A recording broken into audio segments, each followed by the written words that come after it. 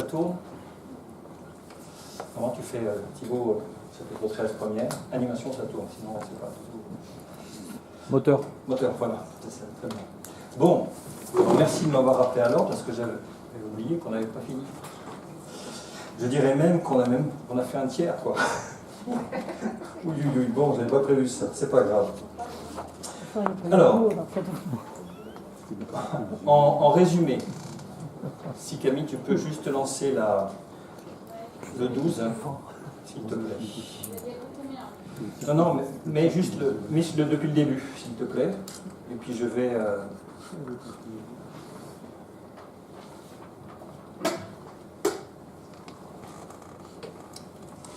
Merci. Alors, il faut que tu fasses là-haut, basculer entre les affichages, mais en te fixant sur ce qu'il y a dans mon dos, là. Tout en haut, au centre. À gauche, l'autre gauche, voilà. Merci. Eh oui, c'est pas évident. Ok, donc comme ça, je rebalaye ce qu'on avait vu. Je vous avais expliqué la pensée spiraloïde, vous vous souvenez de ça? Oui. Qui n'était pas là? On écoutera. Rapidement, voilà. Quand vous lisez l'Épître aux Romains, vous avez le sentiment d'un taux de répétition très fort. Qui arrive à l'heure, pratiquement. Voilà. Un taux de répétition très fort. On se dit, mais pourquoi il dit ça? Il a déjà dit. Et en fait, il faut savoir que ce n'est pas la pensée linéaire cartésienne que nous avons nous aujourd'hui, ou intro, développement, etc. En fait, le but de Paul, c'est de vous amener au centre ici. C'est là où est la conclusion de tout son argumentaire. Et pour vous y faire parvenir, il va prendre des cercles qui se rapprochent de plus en plus de la cible au centre, mais en traversant toujours trois thèmes qui sont les mêmes. Le péché et l'offense, la condamnation et la mort, la grâce et le don. Et quand vous lisez en découpant de cette sorte, vous comprenez mieux l'harmonie du texte. C'est pourquoi, alors j'ai pas mis les références, Romains 7, machin, parce que c'était déjà assez chargé comme ça, je contenais juste l'idée. C'est pourquoi, comme par un seul homme le péché est entré dans le monde, on change de thème, et par le péché la mort, et qu'ainsi la mort s'est étendue sur tous les hommes parce que tous sont péchés, à plus forte raison, la grâce de Dieu et le don de la grâce venant d'un seul homme, Jésus-Christ, dont il était abondamment répandu sur plusieurs, un tour, deux tours. Car après une seule offense, c'est après une seule offense que le jugement est devenu condamnation. Tandis que le don gratuit devient justification après plusieurs offenses. Deuxième tour, troisième tour. Si par l'offense d'un seul, la mort a régné par lui seul et la condamnation atteint tous les hommes, à plus forte raison, ceux qui reçoivent l'abondance de la grâce et le don de la justice régneront-ils dans la vie par Jésus-Christ seul. Ainsi donc, comme par une seule offense, alors évidemment, quand vous lisez ça linéairement, je ne comprends rien, il paume, il m'égare. En fait, c'est très très clair dans sa pensée. Et à la fin, de même, par un seul acte de justice, car par la désobéissance d'un seul, on fait encore un tour, là je me suis un peu bourré, et il doit arriver au centre. Il n'y a donc maintenant aucune condamnation. Voilà, il voulait arriver à ça, en fait, vous comprenez? Et quand vous prenez Paul dans ses épîtres, vous tombez systématiquement sur cette pensée-là. Et je vous avais expliqué que dans l'épître de Jacques, la pensée, elle était en vol d'oie sauvage, comme ça, où les versets du début répondaient aux versets de la fin, c'était en V la structure. Hein. Voilà, donc ça, je vous ai donné une clé. Amusez-vous vous-même à voir quels sont les thèmes qui sont traités dans tel ou tel passage d'une épître de Paul. Dessinez votre petit cercle, faites votre petit ressort, petit hélicoïde, et répartissez vous-même les versets, vous allez voir, ça apparaîtra plus clair. Donc, une seule offense, beaucoup de conséquences, et il a suffi d'un seul péché pour que le jugement devienne condamnation. Pécheur mort, pécheur mort, pécheur mort, pécheur mort, je vous avais montré tout ça. Oui. Alors qu'une multitude d'offenses, il y a une seule réponse, le don de la justification. On avait vu tout ça. Nous avions mis en parallèle les caractéristiques de l'offense et le don gratuit. Donc ce que j'ai fait ici, j'ai pris les éléments de la spirale et je les ai rassemblés en deux colonnes antithétiques, l'un et son contraire. Donc là, d'accord, on avait vu ça, je repasse. Hein. Et nous avions vu les deux rôles de la loi, qui étaient primo de... C'est quoi les deux rôles de la loi? Mais quoi? Les deux rôles de la loi. T'as pas eu le temps de lire la diapo, hein? Non. Hugo, vas-y, voir. Nous faire désespérer nous-mêmes. Oui, bah oui, au final, c'est vraiment ça, tout à fait. Mais plus spécifiquement, elle a deux rôles. Inciter le péché. Voilà, l'activer en quelque sorte. Et le comment? Exactement, exactement.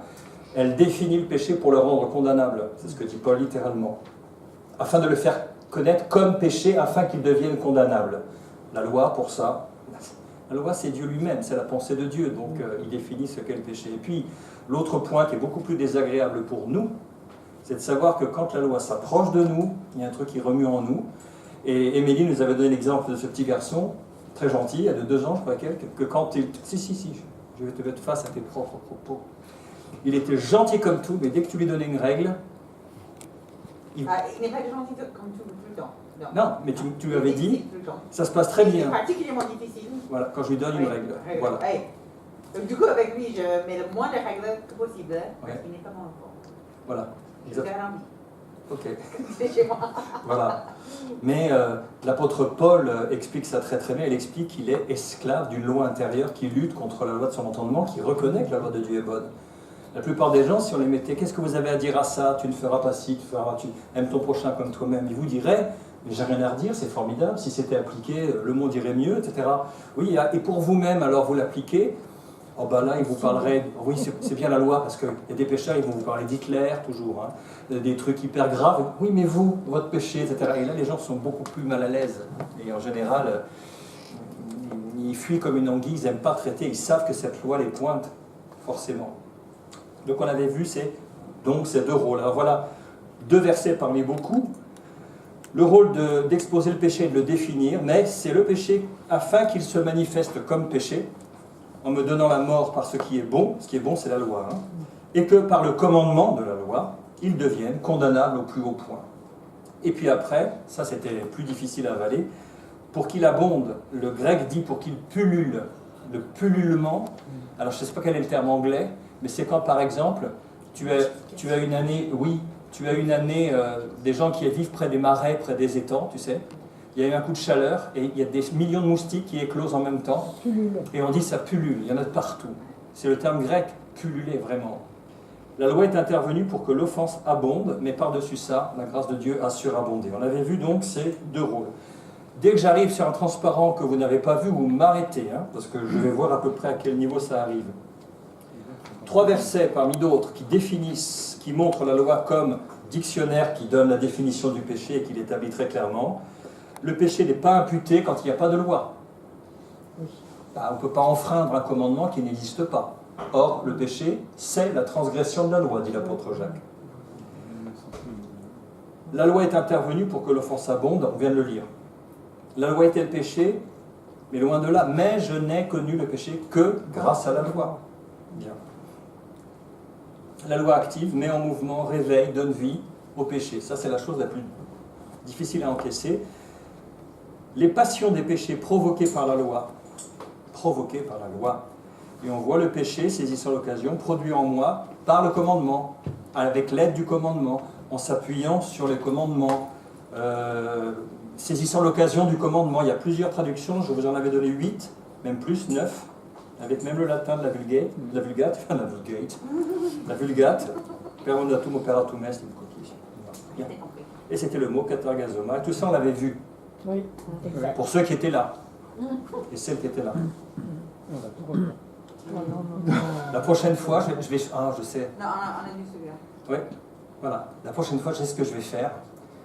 Je vais choisir l'une ou l'un d'entre vous et je vais lui demander de résumer lui-même ce qui a été vu. Et là, on rigolera beaucoup moins. Ah, je vais mettre en place ça, tiens. Voilà. C'est celui qui arrive en retard.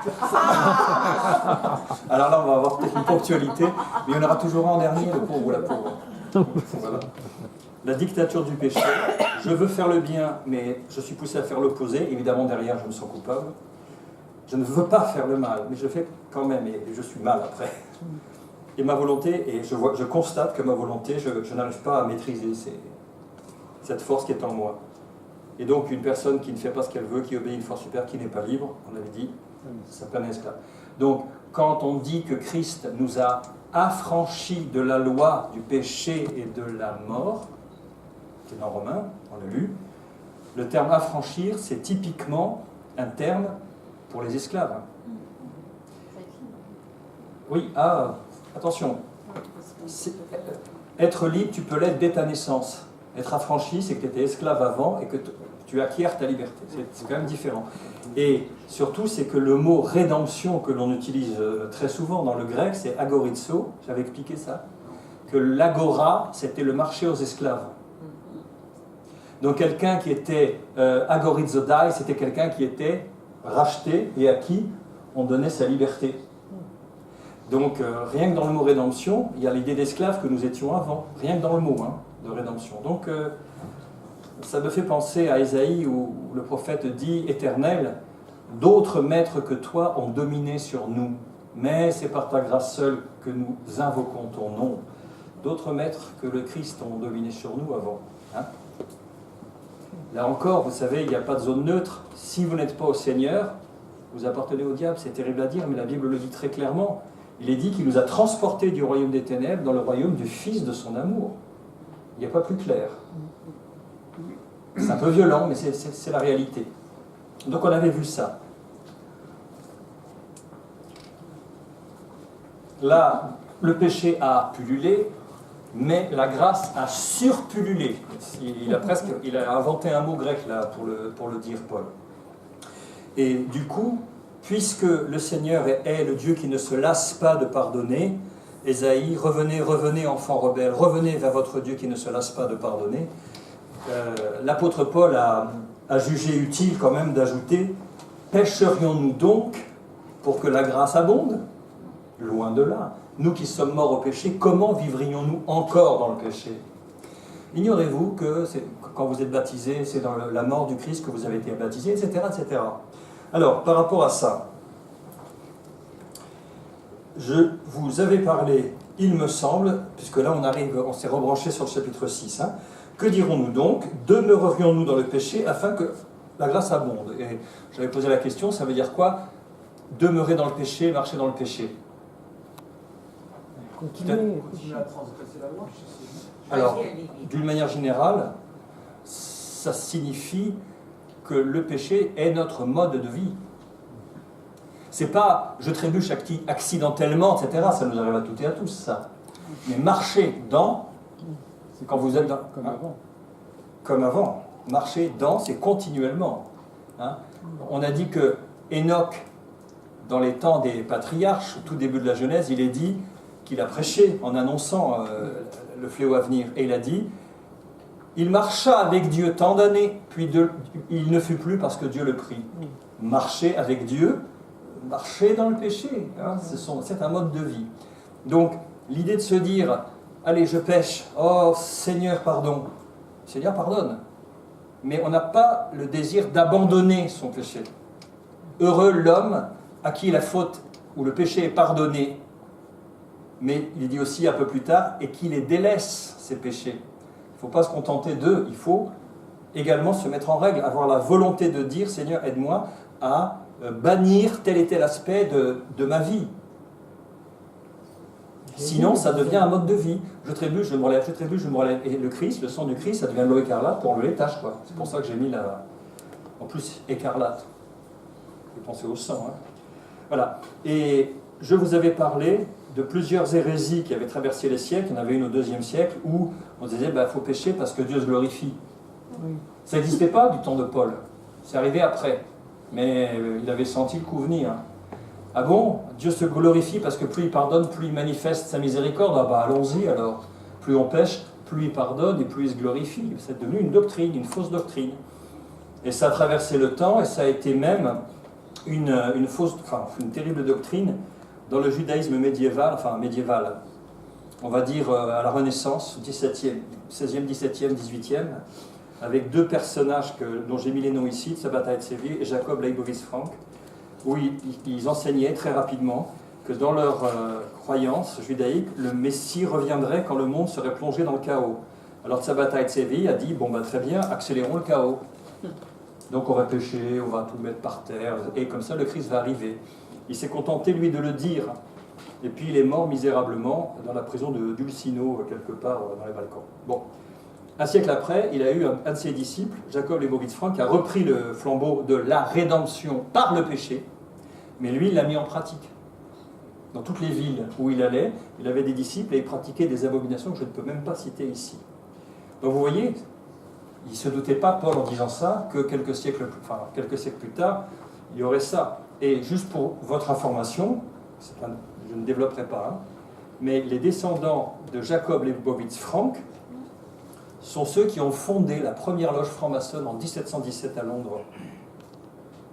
En fait, c'est de la cabale juive, occulte, qui est à la base de la franc-maçonnerie. Mais je ne développerai pas. J'ai des conférences. 17e franc-maçon. 18e, 1717.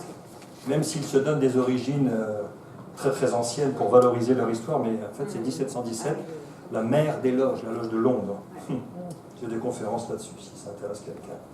Alors, voilà, on en est arrivé là, et il nous explique que quand on a été baptisé, le symbole, quand on est immergé, on meurt avec la mort de Christ à la croix, notre ancienne vie est crucifiée, on est mort et enterré. Et quand on ressort de l'eau, on marche en nouveauté de vie, avec la vie nouvelle que nous donne l'Esprit de Jésus-Christ, le Saint-Esprit, qui est appelé l'Esprit de vie. Et on marche dans une vie nouvelle. Donc il dit, mais attendez, vous avez subi cette mort, n'allez pas déterrer un cadavre pour revivre votre ancienne vie avec vos anciennes habitudes. Tout est passé. Alors j'aimerais que vous compreniez une chose. On cite souvent, si quelqu'un est en Christ, il est une nouvelle créature ou création. Voici, les choses anciennes sont passées, toutes choses sont devenues nouvelles. Bien. Et on assène ces versets souvent à des personnes qui sont empêtrées dans des difficultés et des combats, etc. Alors je vous demande, qu'est-ce qui est nouveau? Vous avez accepté Christ comme sauveur personnel, vous avez senti la présence de Dieu commencer à s'installer chez vous, une paix extraordinaire, vous avez concrètement compris ce que c'était que le pardon, vous avez senti un poids qui est sorti de vous parce que vous avez reçu l'Esprit de Dieu. Car si quelqu'un n'a pas l'Esprit de Christ, il ne lui appartient pas, dit Paul dans le passage qu'on va étudier. Question que je pose à tout le monde. Toutes choses sont devenues nouvelles. Toute chose est devenue nouvelle, en fait, c'est au singulier. C'est quoi qui est devenu nouveau? L'Esprit. C'est assez simple. Est-ce que votre corps est tout à coup glorifié? On a Émilie tout en cristal, tout à coup transparente, irradiante de lumière. Pas encore, ça va venir, mais pas encore, vous êtes d'accord, je plaisante à peine, hein, mais pas encore. Votre âme, qu'on a assez maltraitée par le péché, nous-mêmes, et que les autres aussi ont maltraité, est-ce que du jour au lendemain, ça y est Seigneur, je ne pêche plus? Non. Il y a tout un processus qui s'appelle la sanctification. Donc ça, c'est pas nouveau. Le Seigneur nous appelle justement à ça, pour arriver à l'image de son Fils. Donc, il y a une chose qui était morte et qui est redevenue vivante. Quand Paul dit aux Éphésiens, « Vous étiez morts par vos péchés dans lesquels vous marchiez autrefois », il s'adresse à des vivants. Mais il leur dit, vous étiez morts. Qu'est-ce qui était mort? Mort spirituellement. L'esprit. Voilà. Vous aviez le poste de radio, vous aviez les antennes, vous avez les boutons pour les fréquences, mais il n'y avait plus le courant. Donc vous rebranchez spirituellement avec le Seigneur, les images reviennent, les sons circulent entre la station radio et vous, et puis ça y est. C'est ça, chose nouvelle. Et avec tout ce que ça entraîne derrière, avec le fruit de l'esprit, avec la communion avec Dieu, c'est extraordinaire. Et je crois qu'on avait repris, donc c'est ça, le verset 5, 6, 5, c'est ça. Bon, si nous sommes devenus une même plante avec lui par la conformité à sa mort, nous le serons aussi par sa conformité à sa résurrection. Sachant que notre vieil homme a été crucifié avec lui. Est-ce que ça, on peut dire qu'on le vit? Est-ce que chacune ici a compris que Christ étant notre substitut, imaginez que c'est vous qui êtes crucifiés sur le bois avec votre vieille vie, votre vie passée, mais tout. Parce qu'on parle en termes de péché, mais l'ancienne vie, c'est le péché, certes, que vous avez commis, mais que vous avez subi de la part des autres aussi. Ce sont les blessures, ce sont les infirmités, ce sont toutes les traces de la chute, c'est ça que Christ a racheté. C'est une œuvre énorme, infinie. Donc il faut comprendre qu'on a été entraîné avec lui dans sa mort, c'est ce qu'il dit. Afin que le corps, ou plutôt la réalité, du péché soit réduit à l'impuissance, pour qu'on ne soit plus esclave du péché. Parce que celui qui est mort est libre du péché. Est-ce qu'une loi peut s'appliquer à un mort? Est-ce qu'une condamnation? Non. Quelqu'un qui est mort, terminé, quoi. Eh bien, on est considéré comme mort. Alors, il y a une image qui m'est revenue, que j'ai oublié de vous donner, à propos de la croix. J'avais dit, il me semble, que Dieu, c'est la sainteté même. Quand les anges disent 3 fois saint, saint, saint, saint l'Éternel, le chiffre 3, c'est pour montrer qu'il le dirait 1000 milliards de fois, ce serait pareil. Bon. La sainteté, sa justice doit être satisfaite, mais il a un amour infini aussi. Et je vous avais dit, comment faire, comment a-t-il fait pour concilier ces deux qualités presque antagonistes. Et on avait dit, il a choisi d'épuiser sa colère sur le Christ pour que sa justice soit satisfaite. Il a puni le péché dans le corps de son Fils, qui devait être un homme, pour être notre représentant. C'est pour ça qu'il a dû s'incarner. Et en même temps, il nous a épargnés. Et là, il a manifesté son amour. Bon. Et l'image que souvent Sophie me dit, t'as oublié de raconter l'histoire du juge. Ah oui, c'est vrai. Alors, je le dis maintenant. Une histoire vraie aux États-Unis. Dans un des États assez stricts, il y a une jeune fille qui a dépassé la limite de vitesse. Alors, il y a le shérif qui est arrivé. Hein? C'était moi. C'était peut-être toi. Hein. Mais, hop, le shérif arrive derrière. Alors là, on rigole pas, les mains sur le volant. Avec les lunettes, les Ray-Ban, cling, cling, cling. Et les vous avez vu à quelle vitesse? Ah oui, machin, paf, tac, comparution immédiate. Elle va au tribunal du comté, mais c'est son père qui est le juge du comté. Donc, il y a plein de gens qui attendent leur passage. Puis arrive, on va l'appeler, je sais pas, Cindy ou peu importe. Alors il l'appelle Cindy machin, et c'est son père qui est avec la toge. Bon. Alors, rappel des faits, vous avez enfreint la tagada, reconnaissez-vous les faits? Oui, papa. Votre honneur. Pardon, votre honneur. Bon, très bien, paf. Et il dit, voilà, pour l'enfant, vous êtes condamné à $170 pour le maillet. Il se lève, le père, il enlève sa toge de juge, et il dit à sa fille, voilà, ça c'était le juge, maintenant c'est le père qui te parle. Et il sort son portefeuille, et c'est lui qui paye l'amende. Vous voyez? C'est ça que le Seigneur a fait. Dans Isaïe, il y a ce verset qui dit « L'Éternel est notre législateur, l'Éternel est notre juge, l'Éternel est notre roi, mais c'est lui qui nous sauve. » Législateur parce qu'il fait la loi, juge parce qu'il prononce la loi, roi parce qu'il applique la sanction de la loi, mais en définitive, c'est lui qui nous sauve. C'est ça qu'a vu le prophète au final. Donc Dieu il a fait ça, il a dit « Bon, j'ai condamné sur mon fils, mais c'est moi qui vais payer ton amende. » Vous comprenez? Donc effectivement, on dit salut gratuit pour nous, mais vous voyez ce que ça a coûté à Dieu. Hein. Voilà, regardez cette image, elle est belle. Donc la mort n'a plus de pouvoir sur lui. Il est mort une fois pour toutes, il est revenu à la vie, c'est pour Dieu qu'il vit. Alors ce une fois pour toutes a du sens. Christ est mort une fois pour toutes. Il ne faut pas, à aucun moment, le resacrifier, même symboliquement. L'œuvre qu'il a faite est parfaite en une fois, et ce ne sont pas les versets qui manquent pour le souligner. Le tout est accompli devrait à lui seul dire. Il est mort une fois pour toutes, et il y en a plein comme ça. L'œuvre de Dieu est parfaite. Il y a plein de passages, notamment, on ne le verra pas malheureusement, parce qu'on ne peut pas tout voir, mais le rocher à Horeb, quand il a dit à Moïse et à Aaron, avec la verge d'Aaron, tu vas frapper une fois le rocher, l'eau va en jaillir. Christ a été frappé une fois. C'est tout ça, c'est cette symbolique-là. Donc elle est parfaite, l'œuvre. Qu'est-ce que vous voudriez y ajouter? Qu'est-ce que vous voudriez y ajouter? Mais rien. Qu'est-ce que vous voulez? Elle est parfaite. Donc on ne peut rien y ajouter. Il y a une seule chose qu'on pourrait peut-être faire, simplement y ajouter sa foi. Comme on dit ajouter foi, je crois qu'on dit en français. J'ai ajouté foi. Voilà. Et j'ai sauté, je crois, directement du verset 10, j'ai mis quelques pointillés, puis je suis arrivé à la conclusion au verset 23. « Car le salaire du péché, c'est la mort, mais le don gratuit de Dieu, c'est la vie éternelle en Jésus-Christ, notre Seigneur. » Si vous reprenez tous les passages qu'on a lus avant, là, vous êtes au centre de la spirale. C'est la conclusion à laquelle il voulait vous faire parvenir.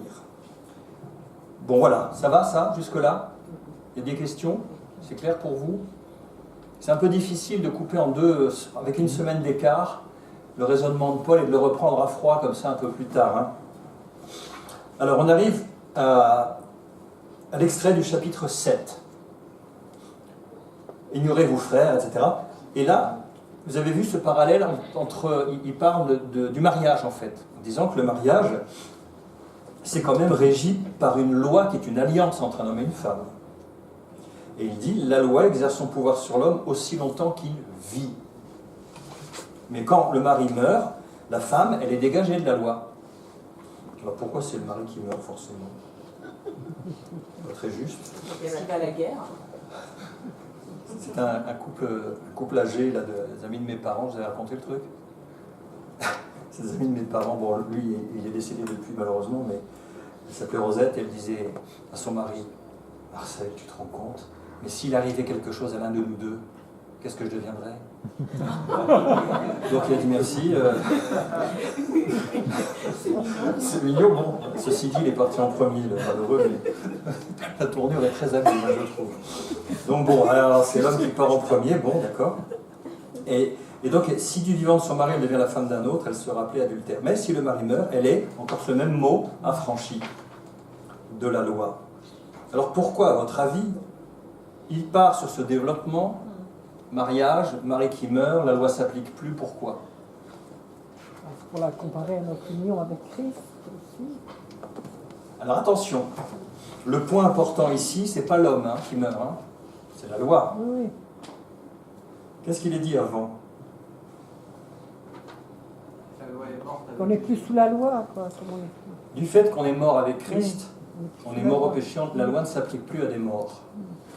Donc on est, nous, dégagés de cette loi qui nous liait à la loi du péché, qui nous condamnait et qui nous maintenait en esclavage. On est morts. J'ai autre chose à vous donner comme image. C'est vrai, cette anecdote, ça se passait dans un séminaire de théologie en Angleterre. Truc hyper prestigieux au 19e siècle. Et il y avait le doyen, l'autorité suprême de ce séminaire, un anglais, pur anglais, quoi. Et puis il avait entendu dire, parce que rien ne lui échappait, il avait entendu dire qu'il y avait des étudiants qui avaient un peu calomnié, quoi, qui avaient raconté des choses sur lui. Et c'était parvenu à sa connaissance. Donc il a convoqué l'étudiant dans son bureau, qui ne devait pas être fier, parce qu'on ne le voyait jamais. Quand il convoquait quelqu'un dans son bureau, en général, on passait un sale moment. Bon. C'est pas qu'il le tapait ou quoi que ce soit, mais il se dégageait de cet homme une telle autorité que tout le monde redoutait d'être en face à face avec la conscience pas nette, quoi. Donc il arrive et il commence à lui dire, est-il vrai, jeune John ou je sais pas quoi, j'ai entendu dire que ça, est-ce que c'est vrai, machin. Alors l'autre, évidemment, il avait quand même une formation dans l'évangile, donc il a reconnu. Il a reconnu, il a demandé pardon. Alors, avec ses grands yeux d'acier, le doyen lui dit, bon, je te pardonne, mais à une condition, tu vas faire ce que je vais te demander de faire. Oui, d'accord. Tu vas prendre ton oreiller. Oui. Tu vas monter tout en haut de la chapelle, là. Tu vas, là où le gars il fait sonner les cloches, tu vas monter tout en haut, et tu vas éventrer ton édredon, et tu vas libérer les plumes, et puis après tu reviens me voir. Bon, voilà, il le fait, le gamin il dit, il est bizarre, mais comme il était dans ses petits souliers, il s'est dit, c'est pas le moment pour moi de faire le fier. Il monte, il donne un coup de couteau, puis toutes les plumes d'oie partent au vent, et puis il revient voir le doyen avec son traversin tout vide, quoi. Il dit, ah, je vois que tu as fait ce que tu l'as fait. Oui, j'ai fait, très bien, maintenant on va ramasser les plumes. Il dit, ben voilà, la calomnie c'est ça. Bon, première leçon. Et un peu plus tard, il y a un autre phénomène avec un autre étudiant, pareil, il le convoque, le même gars. Et il dit au premier, bon, voilà ce que tu vas faire. Tu vas aller au cimetière qui est attenant au séminaire, et tu vas aller sur la tombe de un tel, le fondateur, prestigieux. Et tu vas le louanger. Mais les louanges, pas celles qui sont dues au Seigneur, mais tu vas le complimenter, tu vas sortir ton plus beau vocabulaire pour cet homme. Alors l'étudiant se dit, le doyen, il a quelqu'un fusible, ça va pas, mais bon, il y va quand même, alors, surtout tout bête devant la tombe. Vraiment, vous êtes quelqu'un de formidable, extraordinaire, bravo, un homme comme vous, quelle dimension, qu'est-ce que je peux dire? Puis il revient, vous avez fait ce que je vous ai dit?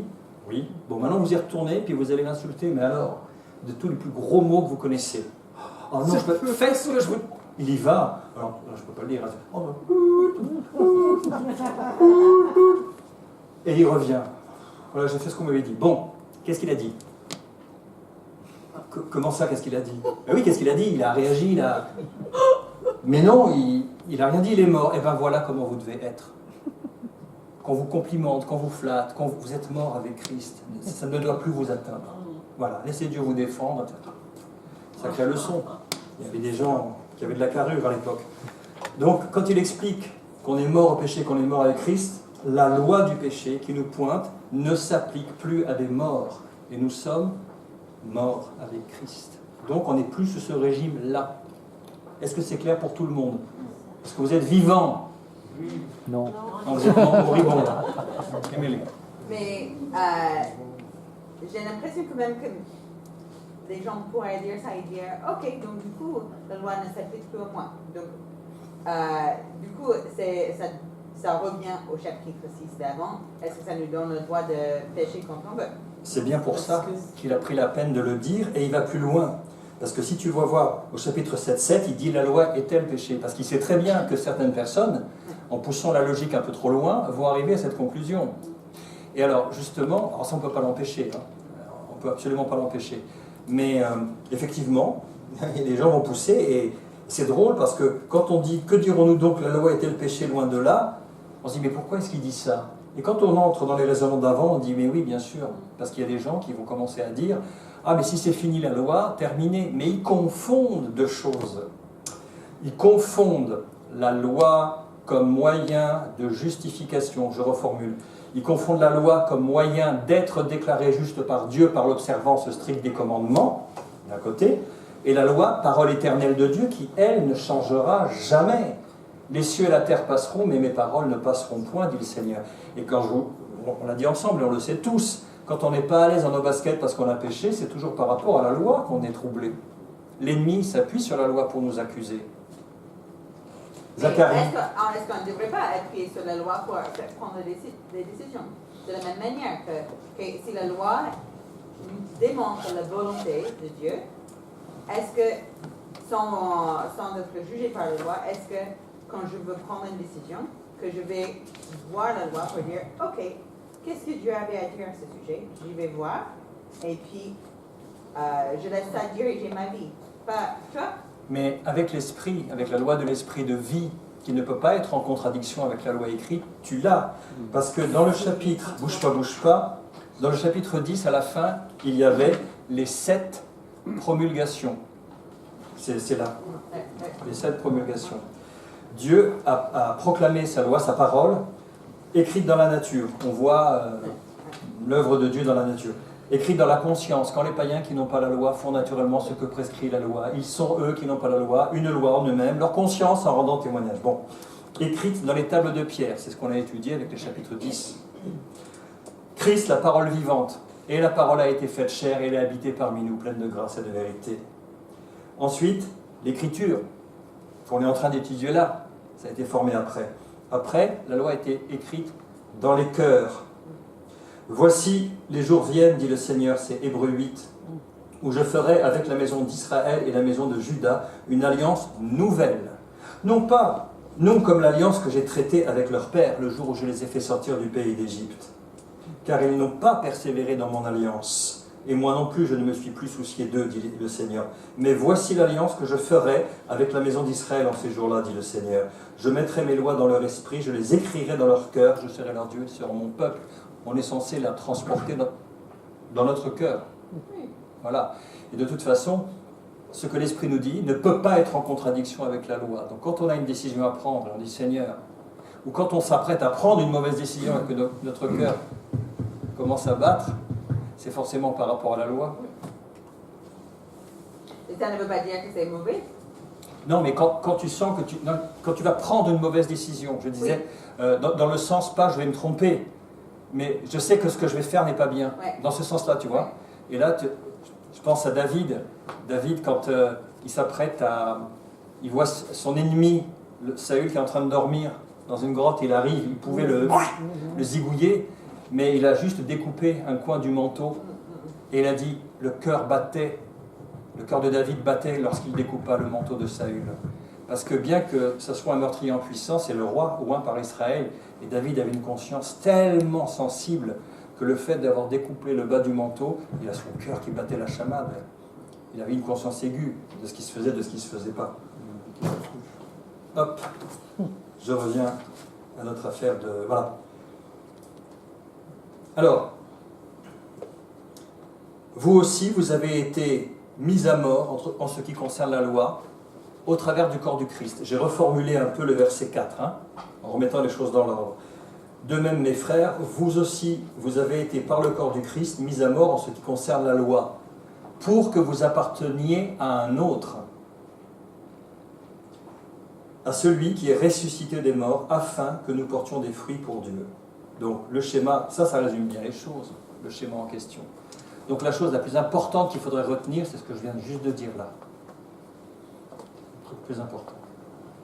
La femme n'est pas attentive, parce que normalement, quand je dis ça, mais qu'est-ce qu'il a dit? Il a dit un truc hyper important. J'étais pas là. Ben non, justement, c'est pour te... Je fais ça en stage en général. Là, ça n'a pas marché ce soir.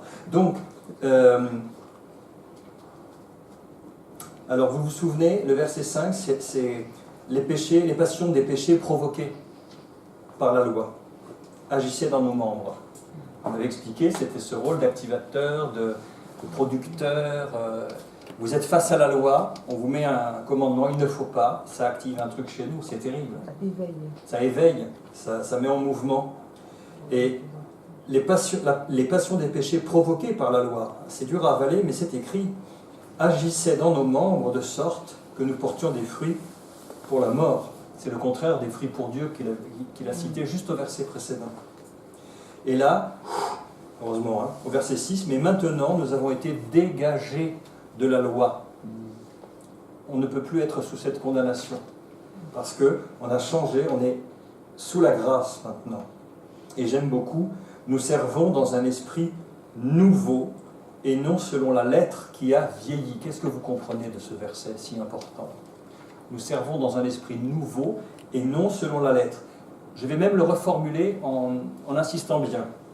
Nous servons dans un esprit nouveau et nous nous servons plus selon la lettre qui a vieilli. Ça revient à la nouvelle création. Alors ça nous revient à une nouvelle création. On parlait tout à l'heure, et la lettre, c'est la loi. La lettre qui a vieilli, c'est la loi. Mais attention, la loi en tant que moyen donné pour devenir juste aux yeux de Dieu. Je vous avais parlé de la confusion fréquente où on dit « Ah ben on n'est plus sous la loi et sous la grâce » et hop, on balance l'Ancien Testament à la poubelle en disant « Terminé ». Là, il y a confusion entre la parole de Dieu éternelle. La parole de Dieu ne sera jamais annulée. Je suis l'Éternel, c'est là mon nom, ma bouche proclame ce qui est droit et ma parole ne sera pas révoquée. Ça, c'est Dieu. Mais la loi comme moyen de ça, c'est un régime qui est abandonné parce que c'est Christ qui l'a accompli pour nous. C'est pas si facile à comprendre. C'est une question de regard sur la loi. Oui. Parce que moi je me souviens quand j'étais jeune, une amie m'avait demandé de C'était au XXe siècle. C'est exactement. Ouais. Comme toi d'ailleurs. Comme moi. Et elle m'avait demandé de témoigner Ouais. pour elle d'une façon qui n'était pas juste, parce que c'était pas vrai, quoi. Ouais. J'avais refusé, elle s'était mise dans une colère noire, et je lui ai dit, mais écoute, il est dit dans la Bible qu'il ne faut pas porter de faux témoignages. Je m'étais appuyé sur ça. Elle est partie de chez moi en furie, mais après j'ai remercié Dieu pour ce passage. Tu l'as écrit quand on a vu ça? Ouais. Mais en tout cas, j'avais aimé la parole, quoi. C'est un garde-fou. Oui, exactement. C'est un garde-fou. Ça m'avait beaucoup aimé. Et voilà. Donc, servir selon la loi, ça signifie s'épuiser à essayer de l'appliquer pour devenir juste. Ce qu'aucun homme, sauf le Christ, n'a réussi à faire. Et encore moins les femmes. Ah non, c'était juste pour voir si vous étiez attentifs. Je balance des petits trucs comme ça. Moi, Là- il disait là. Ouais, c'est ça, voilà. Mais la réaction était un petit peu molle. Je me serais attendu à oui, l'autre. Par là-bas, là, c'était un peu tranquille. Par là-bas, là, ça allait un peu plus. Je trouve ça bien. Bon, séquence lapidation, juste à la fin. Voilà. Voilà. Alors, Alors, même pas le jeter la pierre. bah non, pas tout de suite. Puis en plus, ça serait filmé. On saurait qui. Voilà. Alors, vous voyez, maintenant, nous sommes dégagés de la loi. On est mort à cette loi qui nous retenait, encore des termes d'esclavage, et ça y est, on peut enfin servir dans un esprit nouveau, et non selon la lettre qui a vieilli. Alors il y a quelque chose qui est particulièrement important chez Paul, ce sont les mots de liaison. Les locutions adverbiales, les adverbes, les alors, ainsi donc, par conséquent, donc, ce sont les repères dans son raisonnement. Donc quand il vous dit « que dirons-nous donc ?», il faut se dire qu'il reprend tout ce qui a été dit et qui vous conduit à la synthèse. Donc quand il vous dit « que dirons-nous donc ?» La loi est-elle péché ? Il y a des gens qui font le raccourci, comme disait Émilie, il y a des gens qui font le raccourci. Si la loi active le péché, que ça me pousse à pécher, donc c'est la loi qui est fautive, alors c'est elle qui est péché, c'est pas bien. Non, il dit non, non, non, non. 100 fois non. Il dit, je n'ai connu le péché que par la loi. La connaissance du péché, c'est la loi, mais la loi est bonne, elle est sainte, elle est juste. En fait, ce que Dieu dit, quand il dit, l'homme qui accomplira cette loi vivra par elle. On en avait parlé, vous vous souvenez, au chapitre 10. On avait parlé de ça. Est-ce que vous vous rappelez de ce que ça veut dire ? L'homme qui appliquera cette loi vivra par elle. Ça a quel sens ? Obtiendra la justification. Obtiendra la justification, mais le vivra, c'est ça que je voudrais entendre. De quelle vie s'agit-il ? Mais oui, n'ayez pas peur, la vie éternelle. Parce que, comme cette parole, Émilie nous l'avait dit, ça nous parle d'abord de la personne de Dieu, c'est une façon que Dieu avait de dire, si vous appliquez à la lettre cette loi, vous serez devenus comme moi. Et donc, pas de problème, vous pourrez tenir à ma présence. On peut toujours s'accrocher. Heureusement, le Christ, lui, oui, il a réussi parfaitement à l'accomplir. Donc, le rôle de la loi, il nous le rappelle ici, bien que l'ayant dit un peu avant, il le redit, je n'ai connu le péché que par la loi. Ça, c'est son rôle numéro 1, définir le péché pour le condamner. Bon. Et il dit, il prend un exemple, il aurait pu prendre n'importe quel autre commandement, je n'aurais pas connu la convoitise si la loi n'avait dit, tu ne convoiteras point. Et là, il y a ce verset troublant, le verset 8, et le péché, saisissant l'occasion, produisit, katergazomai, en moi, par le commandement, en s'appuyant sur le commandement, en se servant du commandement, on pourrait trouver différentes manières de le dire, toutes sortes de convoitises. Vous avez bien lu comme moi. Car sans la loi, le péché est mort. Ça, c'est encore plus radical. Sans la loi, le péché est mort. Pour moi, étant autrefois sans loi, pas de problème. Sans la loi, il n'y a pas de transgression. Donc j'étais libre, je vivais, je faisais ce que je voulais, je n'avais pas la conscience chargée. Mais, quand le commandement en vint, j'arrive du bout. Le péché reprit vie et moi je mourus. Vas-y, je t'écoute. Plus fort. Ce qui m'étonne, et tu viens de le dire, oui, c'est que avant Moïse, il n'y avait donc pas de loi, et pourtant le péché existait. Oui, on en a Pourquoi parlé. il serait mort du fait qu'il n'y ait pas la loi? Alors regarde, tourne ton recueil, prends le premier verset du chapitre... prends le verset 13, chapitre 5, le deuxième verset du chapitre 5. Deuxième verset? Oui, le 13. Car jusqu'à la loi. Chapitre 5. Ah, pardon. Chapitre 5, oui. Car jusqu'à la loi, le péché était dans le monde. Or, le péché n'est pas imputé quand il n'y a point de loi. D'accord. Il explique le péché existait avant la loi, mais il n'était pas défini en tant que tel. Ah d'accord, imputé c'est dans ce sens-là. Imputé, c'est mis au débit de, Bah oui, donc, ou mis au crédit de, ça dépend de... du coup, c'est-à-dire que il y avait le péché dans le monde et Dieu jugeait déjà les personnes du monde puisqu'ils étaient dans le péché. Donc, alors, c'est ce que j'entends par imputé. Donc, oui. on leur impute leur Alors, péché. pour expliquer comment Dieu, je ne suis pas à la place du Seigneur, mais ce que je vois, c'est que il y a plusieurs passages de la parole de Dieu qui expliquent l'état anomique, c'est-à-dire sans la loi. L'anomie, c'est l'absence de loi. Il dit que les païens qui n'ont pas la loi, ils ont quand même en eux-mêmes une forme de loi que Dieu leur a laissée avant la Torah, c'est la conscience. Et que leurs pensées s'accusent ou se défendent. C'est ce qu'on voit dans Romains 2. Dans Acte 17, on entend la prédication de Paul à Athènes, dans l'Aréopage, et il dit « Mais maintenant Dieu, sans tenir compte des temps d'ignorance, déclare à tout homme qu'il est à se repentir.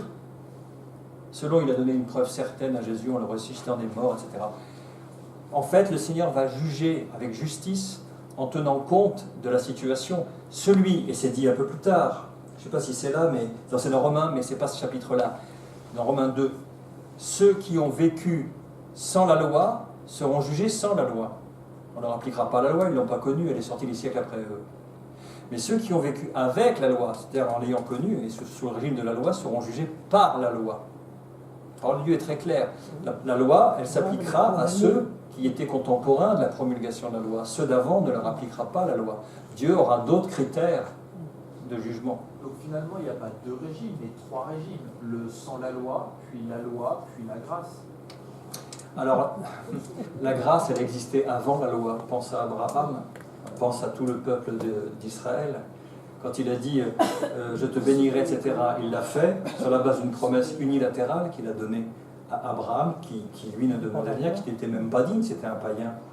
Donc Dieu était déjà un Dieu de grâce avant que soit promulguée la loi. D'ailleurs, je prends souvent cet exemple, Moïse lui-même, tu parles à un rabbin de Moïse, c'est la référence suprême pour eux.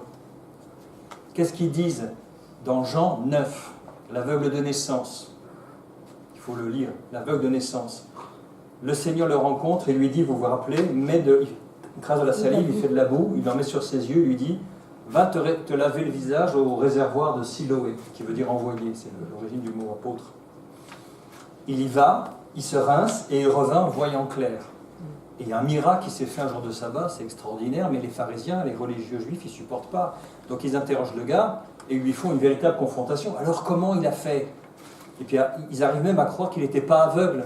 Il faut venir ses parents qui disent « Mais oui, c'est notre fils, et il est né aveugle, on vous le garantit. Mais pour le reste, demandez-lui, ils ont peur. » Mais allez, et il leur dit à un moment mais qui t'a ouvert les yeux? C'est qui cet homme, etc. Il dit « Je ne sais. » Et puis il le harcèle, il dit « Réexplique-nous. » Mais enfin, vous voulez l'entendre encore une fois? Vous voulez devenir ses disciples? Qu'est-ce qu'il leur répond? Il dit « Nous sommes disciples de Moïse. Celui-là, on ne sait pas d'où il sort. » Ah bon, vous ne savez pas? C'est bien étrange. Jamais on n'a entendu que Dieu exauçait un pécheur, mais quiconque fait sa volonté et l'honore, lui, il l'exauce. On n'a jamais entendu personne ouvrir les yeux d'un aveugle. Oh, ils étaient coincés par la sagesse de cet homme, tout à coup, vous voyez. Mais ils disent, nous sommes disciples de Moïse. Et bien même Moïse, qui a été le canal de Dieu pour libérer Israël et être porteur de la loi, qu'est-ce qu'il dit quand il va mourir et qu'il va bénir les 12 tribus dans le Deutéronome? Le dernier chapitre du Deutéronome, Moïse, il sait que sa fin est venue et il laisse des ultimes instructions. Ben, il dit, dans Deutéronome 32, non pas 32, 33, il dit, en bénissant Joseph, un peu plus loin, il dit, que la grâce de celui qui apparut dans le buisson vienne sur la tête de Joseph. Le buisson ardent, c'est quand même l'image du jugement, c'est le feu, mais qui ne consume pas le buisson, c'est la grâce. Et ce que Moïse retient, c'est la grâce de Dieu. C'est ce qu'il a compris. Il aurait dû être foudroyé, Moïse, puisqu'il voyait le Seigneur, l'ange de l'Éternel face à face, et le Seigneur l'a béni, lui a parlé, et à la fin de sa vie, de tout ce qu'il retient, c'est la grâce et pas le jugement. Donc la grâce, elle a toujours été. Maintenant, il y a des sujets qui sont complexes. Est-ce que la grâce va aussi s'appliquer à tous ceux qui étaient avant la loi? On voit bien que non, puisqu'il y a eu le déluge. Il y a eu un jugement, il y en a eu d'autres. Il est dit de deux des fils de Juda, Er et Onan, ils étaient méchants aux yeux de l'Éternel les a frappés. Il y a quand même des jugements qui se font. Mais la base du critère de Dieu ne nous est pas connue pour ces cas-là. Sodome et Gomorrhe, on s'en doute un petit peu. Mais pourquoi spécialement cette ville, alors qu'on savait, d'après les historiens antiques, que ce qui se passait dans la vallée, dans les villes autour, c'était pas folichon non plus, mais dans ces villes-là, le Seigneur avait connaissance de quelque chose de particulier. Il a dit, leur péché a atteint jusqu'au ciel et parvenu jusqu'à moi. Ça veut dire vraiment que c'était arrivé à un niveau de corruption qu'on ne peut même pas imaginer aujourd'hui. Tu vois? Donc voilà, ceux qui ont vécu sans la loi seront jugés sans la loi, mais ils seront jugés quand même. Ceux qui ont vécu par la loi seront jugés par la loi. Voilà. Christ dit même, cette parole dont tu te moques, c'est elle qui te jugera à la fin des temps. Il faut faire attention à ça. Ce sont des sujets pas simples. Pas simples. Voilà. Et on voit une répétition de ce rôle d'activateur quand il dit « Quand le commandement vint, le péché reprit vie. » Encore ce rôle d'activateur. « Et moi, je mourus. » Ainsi, le commandement qui conduit à la vie, alors là, le commandement qui conduit à la vie, le commandement c'est la loi en général, hein, quand il dit le commandement qui conduit à la vie, au départ, Dieu a dit, celui qui appliquera cette loi vivra par elle, c'est ce sens-là. Et bien pour moi, ça conduit à la mort. Et le péché, saisissant l'occasion, encore lui, me séduisit par le commandement, en s'appuyant sur le commandement, en se servant du commandement. Bon, c'est dit 3 fois dans un tout petit passage quand même clair maintenant. On a compris que c'est un rôle d'activateur. Que ça nous plaise ou pas, mais c'est écrit 3 fois en 4 versets. Hein. Voilà. La loi est donc sainte et le commandement est saint, juste et bon. Donc, ce qui est bon, a-t-il été pour moi une cause de mort? Loin de là, il dit c'est pas la loi qui a été une cause de mort. C'est le péché que la loi active qui, lui, est une cause de mort. Est-ce que vous comprenez comme moi? Loin de là. Verset 13. Mais c'est le péché, afin qu'il se manifeste comme péché, en me donnant la mort par ce qui est bon, c'est-à-dire la loi, elle est bonne, et que par le commandement, il devienne condamnable au plus haut point. Ce n'est pas la loi qu'il faut incriminer. La loi, c'est la lumière qui éclaire. Et ce qu'elle éclaire, c'est le péché. Et c'est le péché qui entraîne la mort et la corruption. Donc il faut garder les choses à leur place.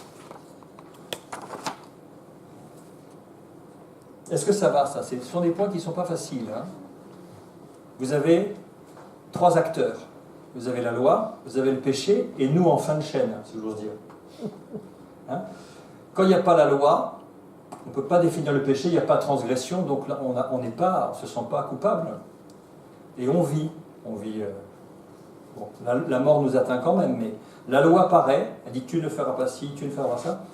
Et ça provoque le péché, ça l'active. Et là, on se rend compte qu'on a en nous une force qui nous dépasse, qui nous amène à ne pas faire le bien qu'on devrait faire et à faire le mal qu'on ne veut pas. Voilà. C'est en résumé ce qu'il a dit ici.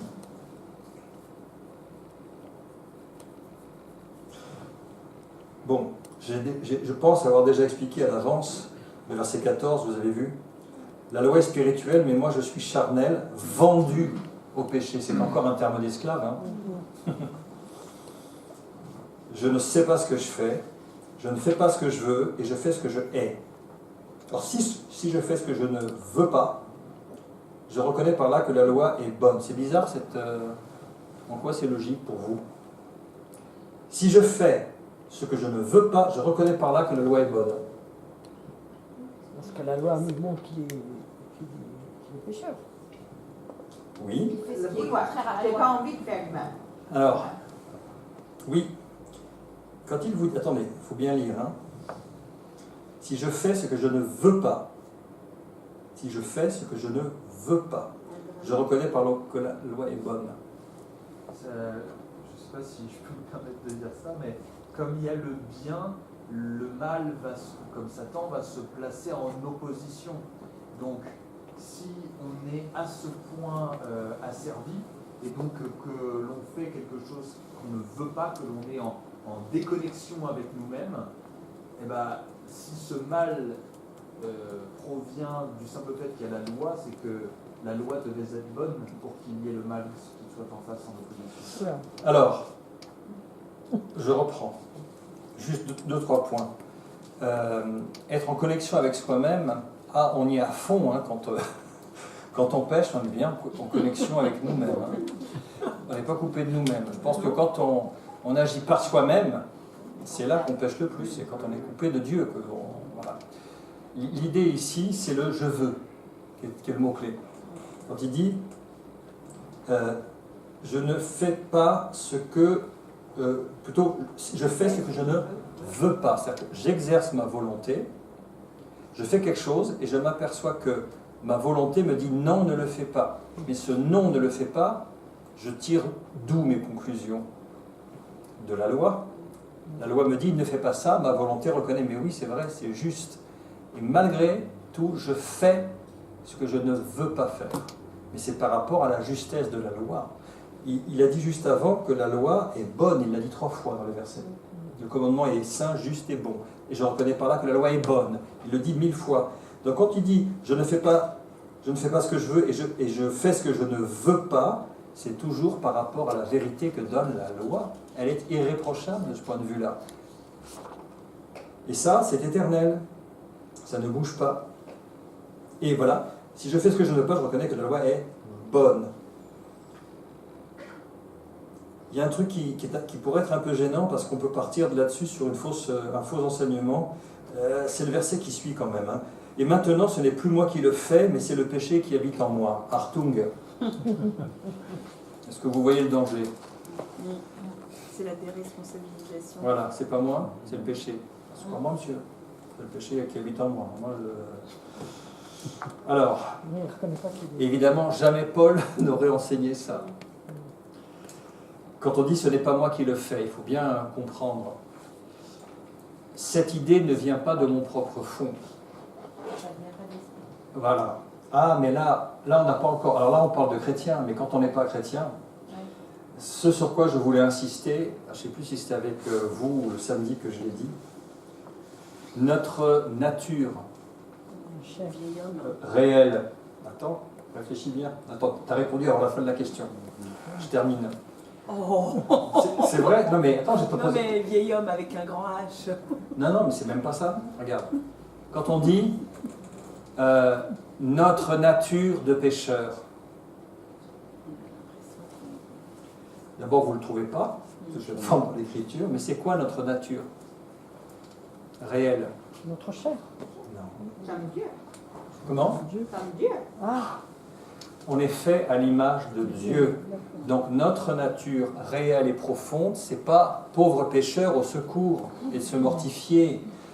La nature profonde de l'homme, la voie pour laquelle il a été créé, c'est d'être à l'image de Dieu. Le péché est intervenu comme un accident dramatique dans le parcours, mais ce n'était pas dans le plan initial. Donc arrêtons de nous penser en tant que pécheurs. Et j'avais dit, je ne sais pas si c'est à vous, les chrétiens s'épuisent à essayer de devenir ce qu'ils sont déjà en Christ. Alors, vous pouvez toujours vous épuiser, c'est déjà acquis. Quand vous lisez les Éphésiens avec ces 47, en lui, en Christ, en lui, vous avez été, en lui, vous êtes adopté, en lui, vous avez été bénis de toute richesse dans les lieux célestes, en Christ, en lui, en lui. Il ne parle pas du futur, c'est maintenant. Donc, ce n'est pas la peine de faire des efforts pour essayer d'atteindre ce que vous êtes déjà. Il faut juste le croire. Et vous verrez cette réalité se développer dans vos vies. Mais c'est pas pour vous la même quand on... Est-ce qu'on peut avoir le micro? Désertion. Ah non, elle est là. Je ne t'avais pas vu. Tu sais pas où il est? Bon, alors je vais reformuler fort. Donc tu as intérêt à faire des phrases courtes, hein, parce que sinon je ne vais pas pouvoir tout. Non, c'est Marie. Thierry, pas celui-là. Ça, celui-là. Voilà. Parce qu'il faut que ça soit aussi enregistré, sinon on ne va pas comprendre à quoi je réponds. Ah ben voilà. Super. C'est bon. Ah voilà. C'est pas vraiment une question, mais ce que tu dis, c'est vrai. Mais moi, pour avoir été à l'école du dimanche depuis petite, c'est vrai que finalement, dans les leçons, souvent, on fait d'abord comprendre qu'on est pécheur. Alors, c'est vrai qu'on sait qu'à un moment, donc ça dit à Dieu, etc. Mais on met peut-être moins l'accent, je crois, sur d'abord, tu es à l'image de Dieu, parce qu'on veut qu'à un moment donné, il y ait un déclic pour qu'on reconnaisse qu'on est pécheur. Oui. Donc, d'une manière un peu inconsciente, je sais pas, ça fait intrinsèque, je sais pas comment dire. On n'a pas cette première idée.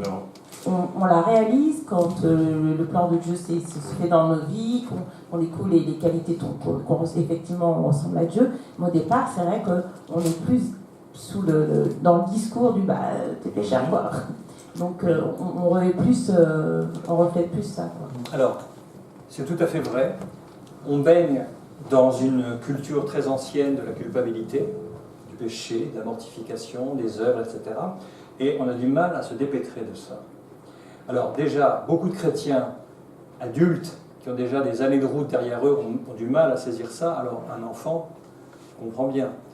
Mais il y a une chose qui est importante, on le sait en matière de communication. Quand on dit aux gens ce qu'il ne faut pas faire, ça les fige sur place, ils ne savent pas comment ils doivent se comporter. Quand on leur dit des choses positives en disant faites ceci, essayez de travailler dans ce domaine, on met les gens en mouvement. Si on dit aux gens, écoute, ne fais pas ci, ne fais pas ça, ne sois pas pécheur, arrête de pécher, on les fige. Mais si on dit, tu es né de nouveau, tu as la vie de Christ en toi, tu es sous la grâce, le Saint-Esprit t'assiste, fais confiance au Seigneur, va de l'avant, on va développer quelque chose. Et on va s'apercevoir qu'il y a une sorte comme dit-on, il y a le cercle vertueux qui va s'auto-alimenter et grandir. C'est la clé de la vie chrétienne, ça. On est. Alors, ce sont des choses encore. Tout n'est pas complètement accompli. On parlait de nos corps, on parlait de la sanctification qui doit avoir lieu toute notre vie. Mais quand je lis la parole de Dieu, je trouve cette réalité que Dieu a déclaré qui nous sommes en Jésus-Christ. Beaucoup de personnes prennent la Bible pour savoir ce qu'ils doivent faire, alors que majoritairement, elle nous décrit qui nous sommes en Christ, en Christ. D'accord ? Donc, quand Paul vous dit « ce n'est pas moi qui le fais dans ma nature profonde, c'est le péché qui habite en moi », il ne faut pas s'appuyer pour effectivement se déresponsabiliser, comme disait Tina, « ah youpi, c'est pas moi, c'est le péché ». Jamais Paul n'aurait dit ça, jamais. Mais c'est vrai, il y a un passif historique et culturel qui est très très lourd à évacuer. Je veux dire un truc important, c'est que je pense que les enfants, ils sont capables, beaucoup plus que les adultes, ouais, t'as peut-être raison, de comprendre rapidement les choses quand on leur explique. Mais ils n'ont pas tous nos filtres. C'est nous qui leur enseignons. Le problème, c'est que nous, il faut qu'on les mûrit ça dans nos têtes pour qu'on soit capable de le transmettre. Si tu es convaincu, tu deviens convaincant. Et eux, à mon avis, ils iront beaucoup plus vite. Est-ce que vous avez entendu ? Au fond, oui. Les enfants, ils sont étonnants. Les enfants, ils sont étonnants parce que quand ils posent des questions, les petits, les terribles 2 ans, vous savez, pourquoi ? En fait, avec leurs yeux d'enfant, ils tapent à l'essentiel. Ouais, des choses auxquelles ça fait longtemps qu'on n'a même plus réfléchi. Ouais. Des trucs, pourquoi le ciel est bleu ? Et pourquoi Jésus ceci ? Et pourquoi Dieu ? Oh là là ! Et là, ils nous obligent à réfléchir. Ce qui est triste, c'est qu'on perd cette habitude. Ça, c'est grave. Oui. Non, il faut avoir des enfants. On la retrouve avec les enfants. Tu vas la retrouver. Pour l'école du dimanche. Pour ma génération, je m'en rends compte autour de moi, on perd cette curiosité-là et c'est impressionnant. Et quand je vois des jeunes de 20 ans, alors qu'on devrait être là, être curieux, avoir envie, et déjà ça commence à freiner, oh bah c'est comme ça, je sais pas, en fait c'est comme ça. Ouais. C'est triste, cette nature-là d'enfant. Il y a des tests simples à faire. Je l'ai fait faire à mes étudiants du temps où je donnais des cours. Je leur disais, dessinez un cercle. Prenez une canette de coca, faites un cercle. Bon, ils faisaient un cercle. Je dis voilà. Et je dis prenez un stylo et très rapidement mettez un point où vous voulez. Il y a 95% qui mettent le point au centre du cercle. Il n'y en a aucun qui le met dehors. Il faut qu'ils soient dans un cadre.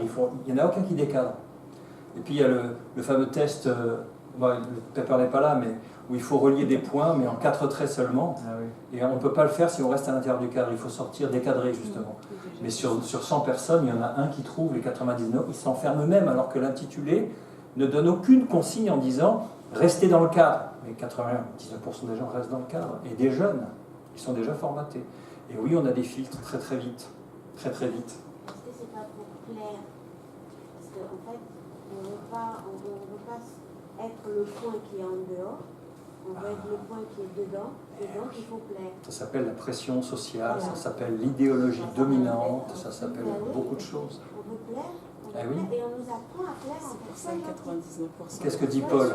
Si je plaisais encore aux hommes, je ne serais pas serviteur de Christ. Non mais c'est vrai. Oui. C'est malheureux, mais... ça conforte en fait. On le voit dans les cours d'école. Oui. L'enfant ne veut pas être différent parce qu'il ne veut pas d'ennui avec la pression du groupe. Hein. Et si on est différent, malheur à l'enfant, quoi. Sauf s'il est le seul qui est cool. Ah oui. Oui. Mais il faut méga cool. Hein. Alors, regardez bien. Pour enchaîner sur ce qui a été dit au verset 17, il dit « Ce qui est bon, je le sais, n'habite pas en moi, c'est-à-dire dans ma chair. J'ai la volonté, mais pas le pouvoir de faire le bien. » Si on lit un peu vite, qu'est-ce qu'on va comprendre? Ça n'a rien de bon. On va lire ceci, oui, exactement. Ce qui est bon, je le sais, n'habite pas en moi, c'est-à-dire dans mon être. C'est pas ce qui est écrit. Il n'est pas écrit dans mon être. Dans ma chair. Il est écrit dans ma chair. Dans cette partie de moi qui a été atteinte, rattrapée par la corruption d'Adam. C'est là que ça se situe. Mais moi, en tant que créature faite à l'image de Dieu, Dieu, quand il m'a créé, il a dit c'était très bon. C'était très bon. Pour l'univers, les étoiles, il a dit c'était bon. Mais quand il nous a créés, c'était très bon. Voilà comment Dieu nous voit. Donc attention à ne pas lire trop vite. Il ne s'est pas écrit dans mon être, c'est dans ma chair, le siège où le péché se développe et agit. J'ai la volonté, mais non le pouvoir de faire le bien. Ah, quelqu'un va me sortir un verset du Seigneur Jésus qui dit ça d'une autre manière. Oui, il dit l'esprit est fort, Oui. la chair est faible. Oui. Voilà, bravo. C'est L'esprit quand- est bien disposé. Quand il va La chair est prier, faible. La chair s'oppose à l'esprit. Ça c'est dans Galates, on l'avait vu effectivement. Afin que vous ne fassiez pas ce que vous voulez. On a encore la volonté, si on termine le verset. On l'a vu même en Jésus. Jésus qui ne voulait pas mourir, que le quoi? Donc il a envoyé, pas la bataille de péché, non, pas péché, mais la bataille entre sa volonté Et celle de Dieu. et celle. Oui. Ben, humainement, c'est un passage, ça me fait frémir, parce que on voit toute l'humanité du Seigneur qui était dans des angoisses terribles, parce qu'il savait, lui, ce qui allait l'attendre. Et là, si Seigneur, si cette coupe pouvait... J'imagine le cœur du Père à ce moment-là. Non, on ne s'imagine pas. Dans notre société, là. Non, non plus, mais c'est une façon de dire. Mais... Karine. Aujourd'hui, dans notre société, notre volonté, on va le faire partout. C'est moi, mon bien-être, mon épanouissement. Je vais vous lire, vous allez lire, nous allons lire un verset. Bon, pourquoi il s'est mis pas? Ça m'énerve. Attendez, annuler. Je reprends les choses clairement. Lego. Bon. Voilà. Il y a un verset. Est-ce que quelqu'un a une Bible disponible et peut déjà se placer aux alentours de Jérémie, s'il vous plaît? Combien? Attends. C'est Ésaïe ou Jérémie, c'est pour ça que j'ai dit aux alentours. Je vais réduire. Voilà. Alors, Zaya. Oui, c'est ça. Ésaïe 47. Alors, Ésaïe 47, verset 8 et jusqu'à 10. Ésaïe 47, verset 8 jusqu'à 10. Qu'est-ce qu'on y lit? Attendez, 47, oui. Je lis. Il parle de Babylone. Hein. Vas-y, Marie-Thérèse. Est-ce que tu as un micro? Non. Où est le micro, les amis? Quelqu'un l'a-t-il? Ah voilà, le micro arrive. Merci Camille. Écoute maintenant ceci, voluptueuse, qui t'assied avec assurance et qui dit en ton cœur, moi et rien que moi. Continue. Je ne serai jamais veuve. Oh, pourtant je le suis. Alors, attends, je continue. Et je ne serai jamais privée d'enfants. Ces deux choses t'arriveront subitement. Mais surtout le 10, regarde, relis le 10, juste le 10. Ah oui, tu avais confiance dans ta méchanceté. Tu disais, personne ne me voit. Ta sagesse et ta science t'ont séduite. Et tu disais en ton cœur, moi et rien que moi. Moi et rien que moi. Moi et rien que moi, ce n'est que ça, en fait, notre monde. Et on est dans ce qu'on appelle le relativisme culturel. En deux mots, le credo, c'est quoi? Si c'est bon pour moi, C'est bon. donc c'est bon. Voilà, tant pis pour les autres. Si c'est bon pour moi, c'est bon. Et aujourd'hui, vous savez ce qui est difficile pour l'évangile, aujourd'hui, pour annoncer l'évangile? Il faut rechristianiser notre pays, enfin il faut réévangéliser notre pays, mais c'est qu'aujourd'hui, c'est le self-service spirituel aujourd'hui. Vous prenez votre plateau, vous passez en disant tiens, un peu de bouddhisme. Tiens, je vais faire un peu de Reiki, c'est pas mal ça. Tiens, je vais faire du Feng Shui, parce qu'il y a des bonnes ondes, des good vibes dans la maison, ça va être bien. Et puis, quand même, le Coran, il paraît qu'il y a une très bonne traduction, il y a des trucs soufis qui sont très très intéressants. Je vais prendre un peu de Coran, et puis non, mais Jésus c'était un grand homme. Hein, et hop là, et on fait son petit plat en prenant n'importe quoi. Donc, c'est pas qu'il y a un vide, mais il y a trop d'offres. Et donc, le Christ, on le met comme un élément de confort dans les rayons de la bibliothèque à côté de tout le reste. Tu ne feras pas d'autres dieux pour me les associer. C'est un des commandements, rappelez-vous. Ça, c'est la difficulté. Donc, un conseil aussi, si vous voulez aborder des gens qui vous disent moi je suis dans le bouddhisme, moi je trouve que c'est bien l'enseignement Bouddha, je suis dans le zen, je suis dans ceci. Renseignez-vous quand même un minimum sur les doctrines, dans les grandes lignes de ces religions-là, pour pouvoir vous appuyer sur quelque chose. Parce que si vous les étudiez vraiment bien, vous finirez par en savoir beaucoup plus que vos interlocuteurs qui n'ont retenu du Bouddha que le côté cool, l'encens qui fume, et puis voilà. Mais si vous allez plus loin en disant, mais tu sais ce que c'est exactement l'enseignement, comment tu me le résumerais, vous allez percevoir qu'ils ne connaissent pas. Même le Coran, je crois qu'il y a très peu de musulmans qui l'ont vraiment lu dans la nouvelle génération. Très peu, je te le dis. Je ne sais pas, il fréquente ça. Très peu, voilà. Mais voilà. Mais c'est étonnant, hein. Ils sont tous là à citer les trucs qui les arrangent, mais en fait ils n'ont pas lu. Et quand on connaît la structure générale et qu'on leur cite des sourates, ils sont les premiers coincés, parce qu'ils ne sont pas... Bon. Et c'est ça la difficulté, l'offre pléthorique, le self-service spirituel. C'est ce qu'on appelle le mouvement New Age.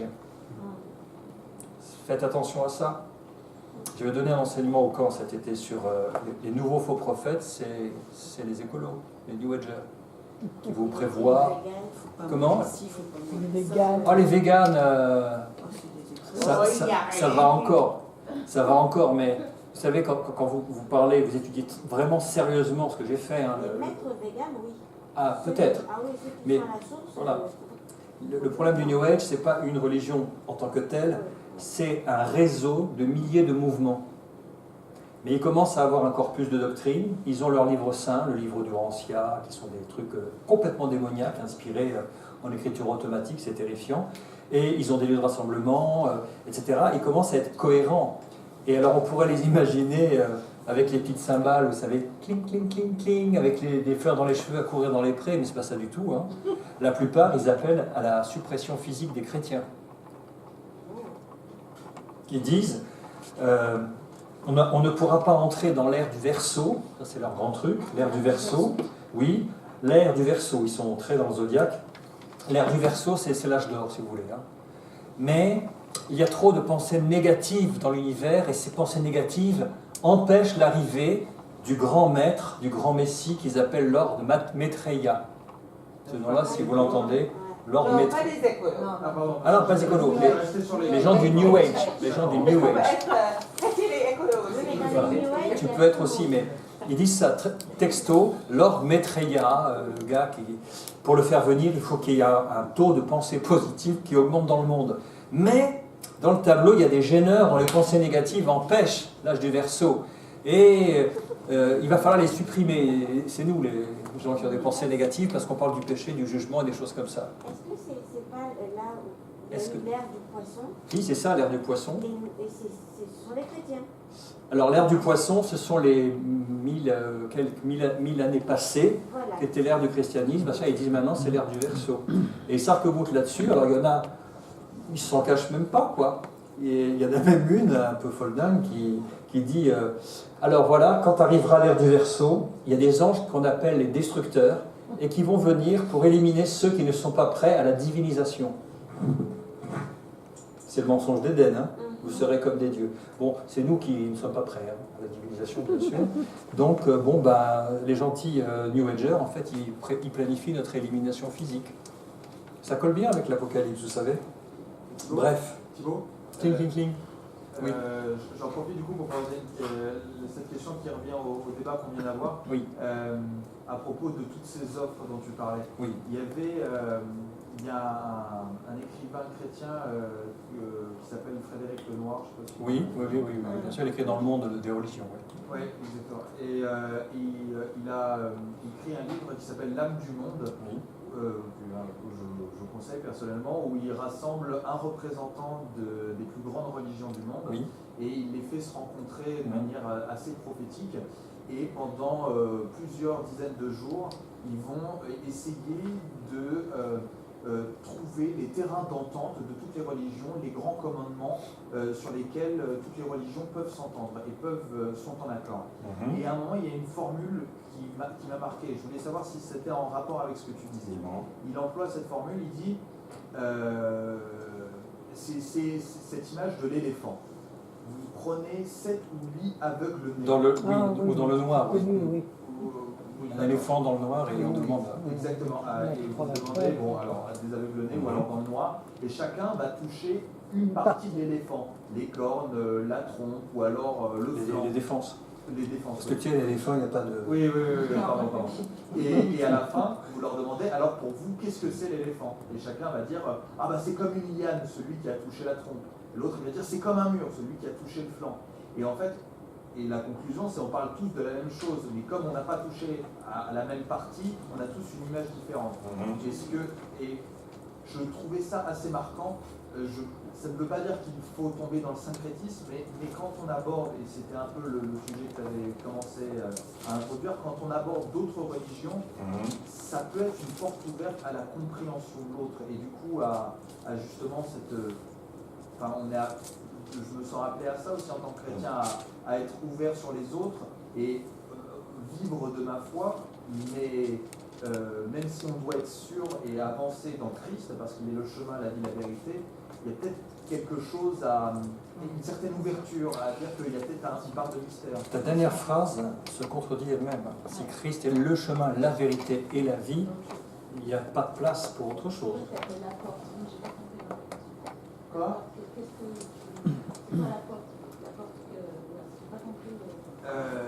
Ce que j'essaye de dire, c'est que, ok, je me livre peut-être un peu, mais il y a une part de moi qui, je reconnais Christ, bien sûr, mais d'admettre qu'on est dans la vérité pleine, Tu voudrais dire que les autres ont tort. Ouais, c'est ça. Quand je vois des moines bouddhistes, des musulmans qui sont, par leur foi, bien plus proches de Dieu que certains chrétiens. De quel Dieu? Quel Dieu? De Dieu. Ah bon? C'est sûr? Faut ce qu'ils font, exactement. Non, il n'y a qu'un seul Dieu. On est tous d'accord pour le dire ici, non? Il y a un seul Dieu, et il y en a beaucoup qui se présentent comme Dieu. C'est pour ça que Dieu dit, vous ne ferez pas d'autres dieux pour me les associer. Est-ce que tu as ta Bible avec toi? Oui. Comment ça, elle n'est pas sortie? Ah bon, ça va alors. Est-ce que tu peux te rendre dans la première épître de Timothée, dans le New Testament, et au chapitre 2? Voilà, chapitre 2. Est-ce que tu peux lire le verset 5 et 6, s'il te plaît? J'ai même le micro. Car Dieu est unique aussi le médiateur entre Dieu et les hommes, le Christ Jésus, homme lui-même, qui s'est livré en rançon pour tous. Est-ce que tu peux le relire?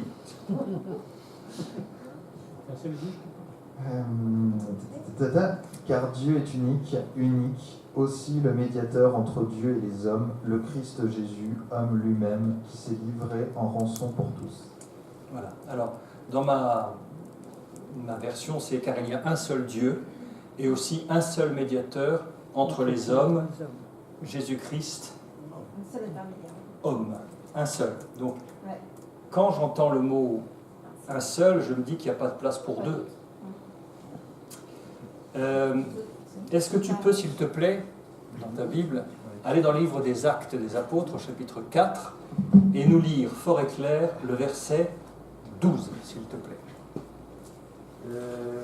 Quel chapitre tu as dit? Acte 4, 12. C'est l'apôtre Pierre lui-même, dont l'Église catholique dit qu'il est quand même Saint-Pierre leur fondateur, mais 4, 12, voilà. Alors, 4, 12. 4, 12. Car il n'y a pas sous le ciel d'autre nom donné aux hommes par lequel nous devions être sauvés.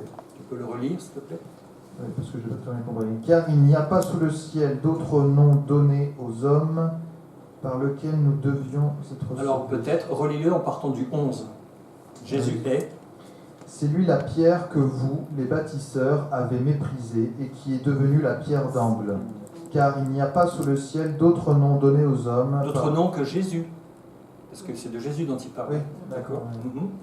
Car il n'y a pas sous le ciel d'autre nom donné aux hommes par lequel nous devions être sauvés. D'accord. Il y a un seul médiateur. Il n'y a pas d'autre nom. Jésus dit, je suis le chemin, la vérité et la vie. Nul n'a vu en Père qu'en passant par moi. Il n'y a pas de partage. Il n'y a pas de partage. Pour résumer, tu connais le monde de Narnia de C.S. Lewis, Captain Lewis. Bon, il a écrit cette triade-là, plus d'autres. Bon, très bien. Eh bien, il était professeur de philosophie à Oxford. Et un jour, il cherchait son amphi. Il y avait un cours qu'il devait donner dans un amphithéâtre et il était paumé, il n'avait pas la référence. Donc, il cherchait, il tâtonnait, puis à un moment, il rentre dans une salle, croyant que c'était là où il devait donner cours. Et il y avait plein de professeurs qui étaient en train de réfléchir, etc. Alors, il a bien vu que ce n'était pas ses élèves. Il a fait « Oh, sorry », et puis il a fermé la porte. Il est quand même piqué par la curiosité, il a réouvert la porte en disant « Mes chers collègues, excusez-moi d'interrompre votre réflexion, mais qu'est-ce que vous faites exactement ici ?» Et il dit « Ben voilà, nous sommes professeurs au département des religions comparées. Et nous avons ouvert un chantier de recherche pour établir clairement les différences entre le christianisme et les autres religions. » Et Captain Lewis leur a dit « Oh, vous pouvez arrêter, c'est la grâce. » Il a fermé la porte et il est parti. Et la commission s'est dissoute quelques heures après, parce qu'ils en sont arrivés tous à cette conclusion qu'il n'y a que par le Christ que Dieu déverse sa grâce. Dans toutes les autres religions du monde, on fonctionne par les œuvres. On veut essayer d'atteindre, c'est ce qu'on a expliqué dans les Galates. Je ne peux pas remontrer le schéma du chapitre 10, mais les hommes essayent d'atteindre le ciel par leurs œuvres, par l'application de la loi, des bonnes œuvres avec un système comptable. Je vais essayer d'avoir plus de bonnes œuvres que de mauvaises. Ce que l'évangile de Christ dit, c'est Christ lui-même qui est descendu. Dieu lui-même est descendu en personne, comme un homme, afin de faire connaître qui il est et d'accomplir la justice pour nous et nous transférer toutes les bénédictions par pure grâce. Pas la peine d'aller chercher plus loin.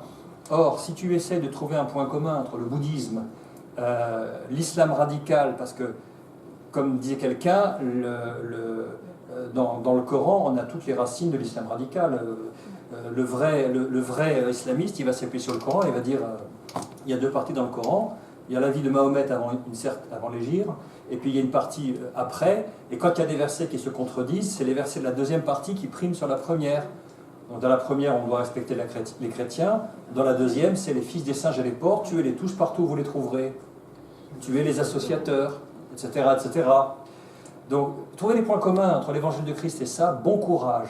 En tout cas, sache que la parole de Dieu nous parle à la fin des temps, on en parlait encore à midi, d'un système dictatorial où il y a un certain antéchrist qui va s'appuyer sur un faux prophète.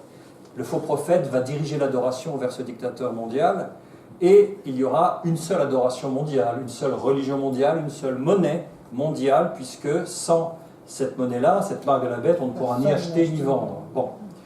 Eh bien, il y a actuellement à l'ONU une commission spéciale qui pousse à la création de cette religion mondiale.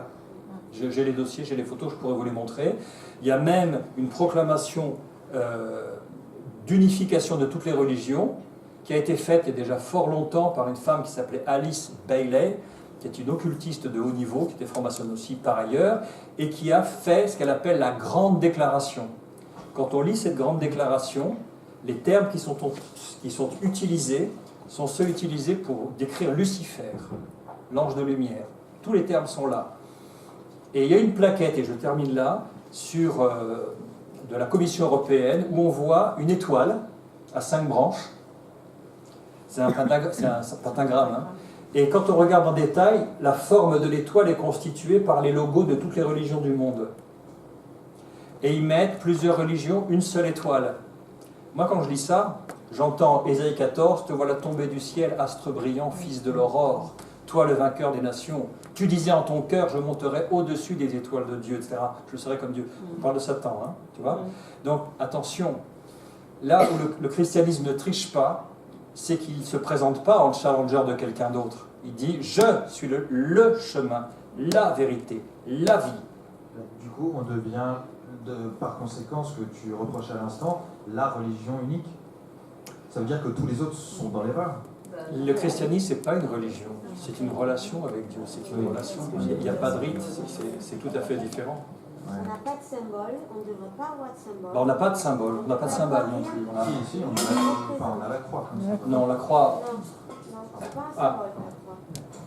La croix, c'est une malédiction. Hein. Mais je crois que je comprends un peu pas ta frustration, mais au niveau de la positionnement, ça revient un peu à notre discussion de tout à l'heure avec les enfants.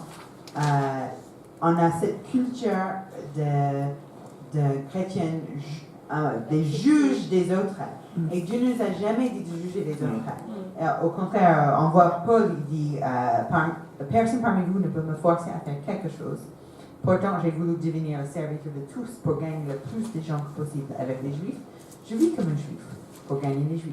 Avec ceux qui obéissent à la loi de Moïse, j'obéis à la loi pour gagner ceux qui lui obéissent. Pourtant, je ne suis pas obligé d'obéir à cette loi. Avec ceux qui ne connaissent pas la loi de Moïse, je vis comme si je n'avais pas cette loi pour gagner ceux qui ne le connaissent pas. Pourtant, j'ai la loi de Dieu puisque j'obéis à la loi de Christ. Avec les chrétiens fragiles, je vis comme si j'étais fragile pour gagner ceux qui sont fragiles. Si je me donne entièrement à tous pour en sauver sûrement quelques-uns. Et tout cela, je le fais à cause de la bonne nouvelle, pour participer à ces richesses. Et je crois que vraiment, notre culture d'église, aujourd'hui, on a perdu la capacité à rentrer en contact avec des gens qui sont différents de nous, en sachant j'ai la vérité en moi, j'ai la grâce de Dieu en moi.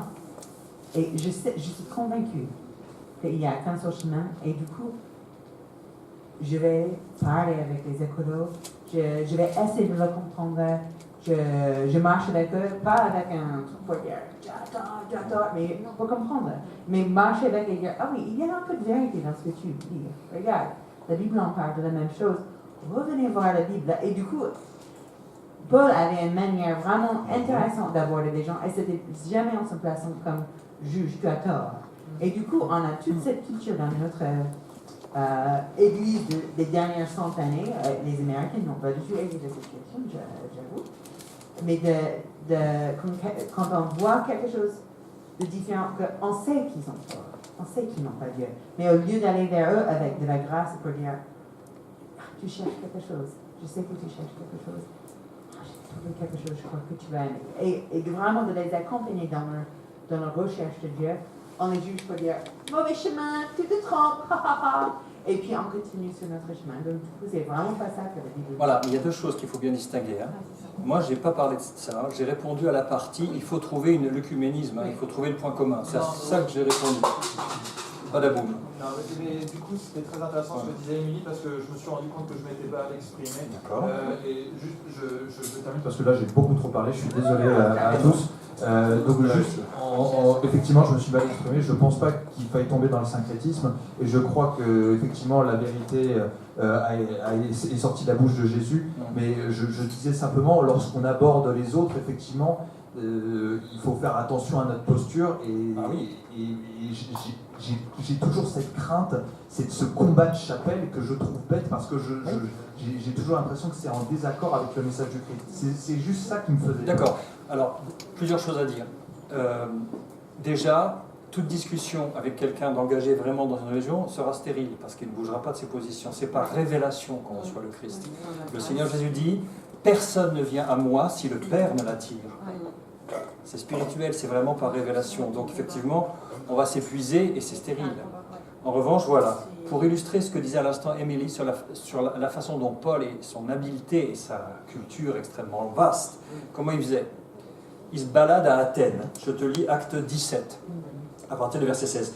Comme Paul les attendait, c'est-à-dire Paul et Silas, Timothée et Silas, comme Paul les attendait à Athènes, il sentait au-dedans de lui son esprit s'irriter à la vue de cette ville remplie d'idoles.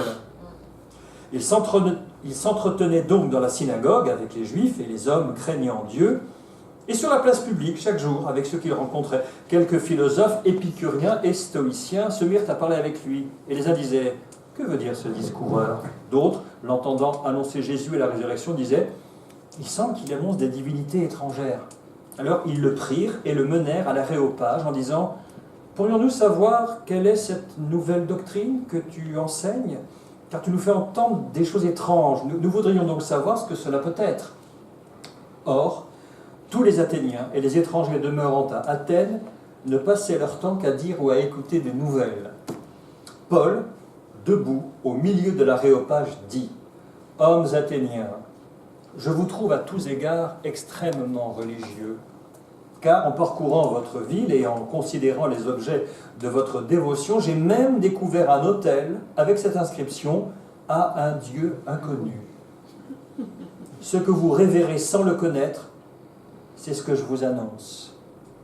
Le Dieu qui a fait le monde et tout ce qui s'y trouve, étant le Seigneur du ciel et de la terre, n'habite pas dans des temples faits par la main des hommes. Il n'est pas servi par des mains humaines comme s'il avait besoin de quoi que ce soit. Lui qui donne à tous la vie, la respiration et toutes choses. Il a fait que tous les hommes, sortis d'un seul sang, habitent sur toute la surface de la terre, ayant déterminé la durée des temps et les bornes de leur demeure. Ça, c'est Exode. Il a voulu qu'ils cherchent le Seigneur et qu'ils s'efforcent de le trouver en tâtonnant, bien qu'il ne soit pas loin de chacun de nous. Car en lui, nous avons la vie, le mouvement et l'être.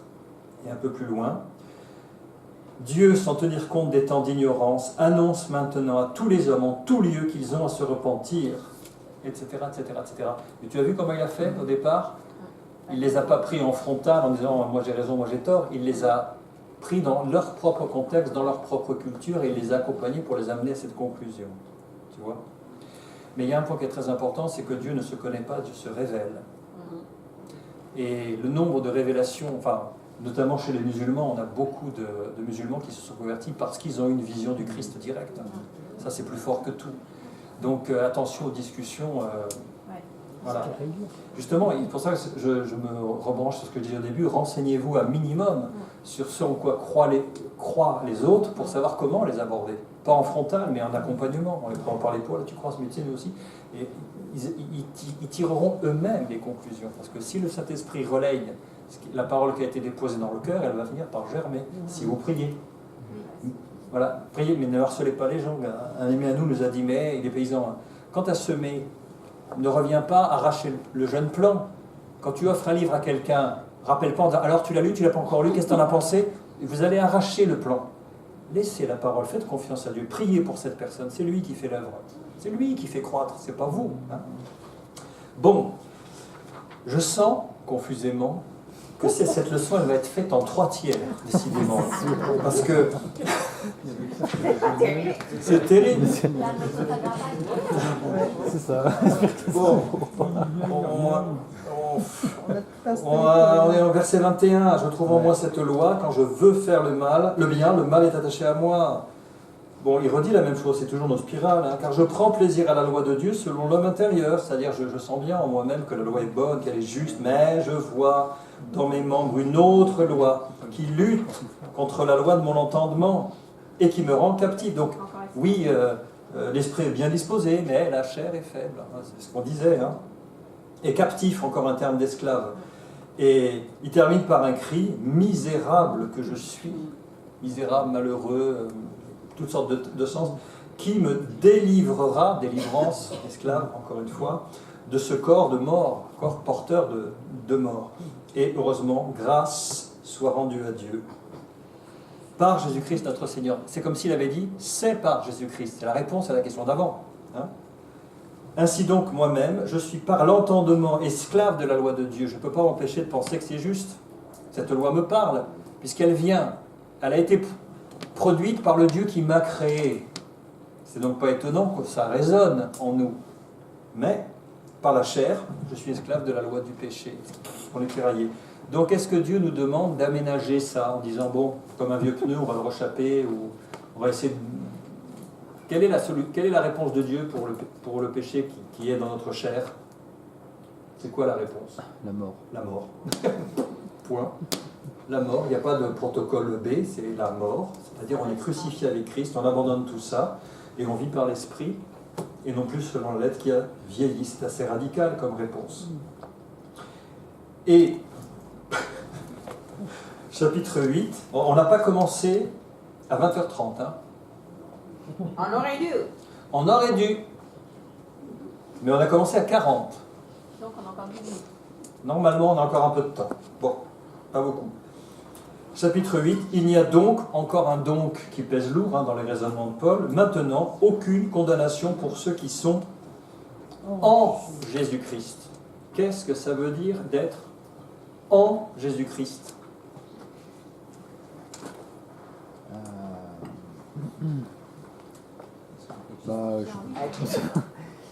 D'abord, c'est le reconnaître comme étant notre sauveur. C'est le reconnaître comme étant notre sauveur personnel. C'est-à-dire qu'en fait, il paye à notre place pour tout ce qu'on tout ce qu'on aurait dû on payer accepte nous-mêmes. qu'il l'a payé pour nous, pour moi d'ailleurs, c'est comme ça qu'on dit, c'est Oui. par personne, pour moi, pas pour nous. Et puis après, qu'on essaie de mettre en pratique justement ce commandement. Qu'on il s'est passé entre les deux, quand on croit, il se passe quelque chose quand même, c'est important.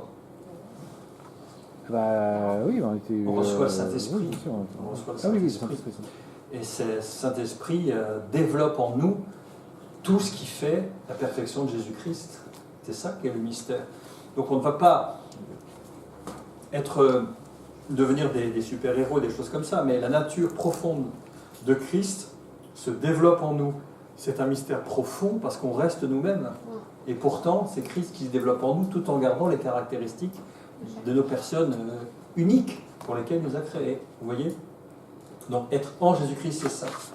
Et vous n'avez qu'à relire tout Jean 17, la prière. Bah oui, quand il dit moi en toi et toi en moi, je veux qu'ils soient un comme nous sommes un, moi en eux et toi en moi, afin qu'ils soient parfaitement un et que le monde connaisse que tu m'as envoyé, etc.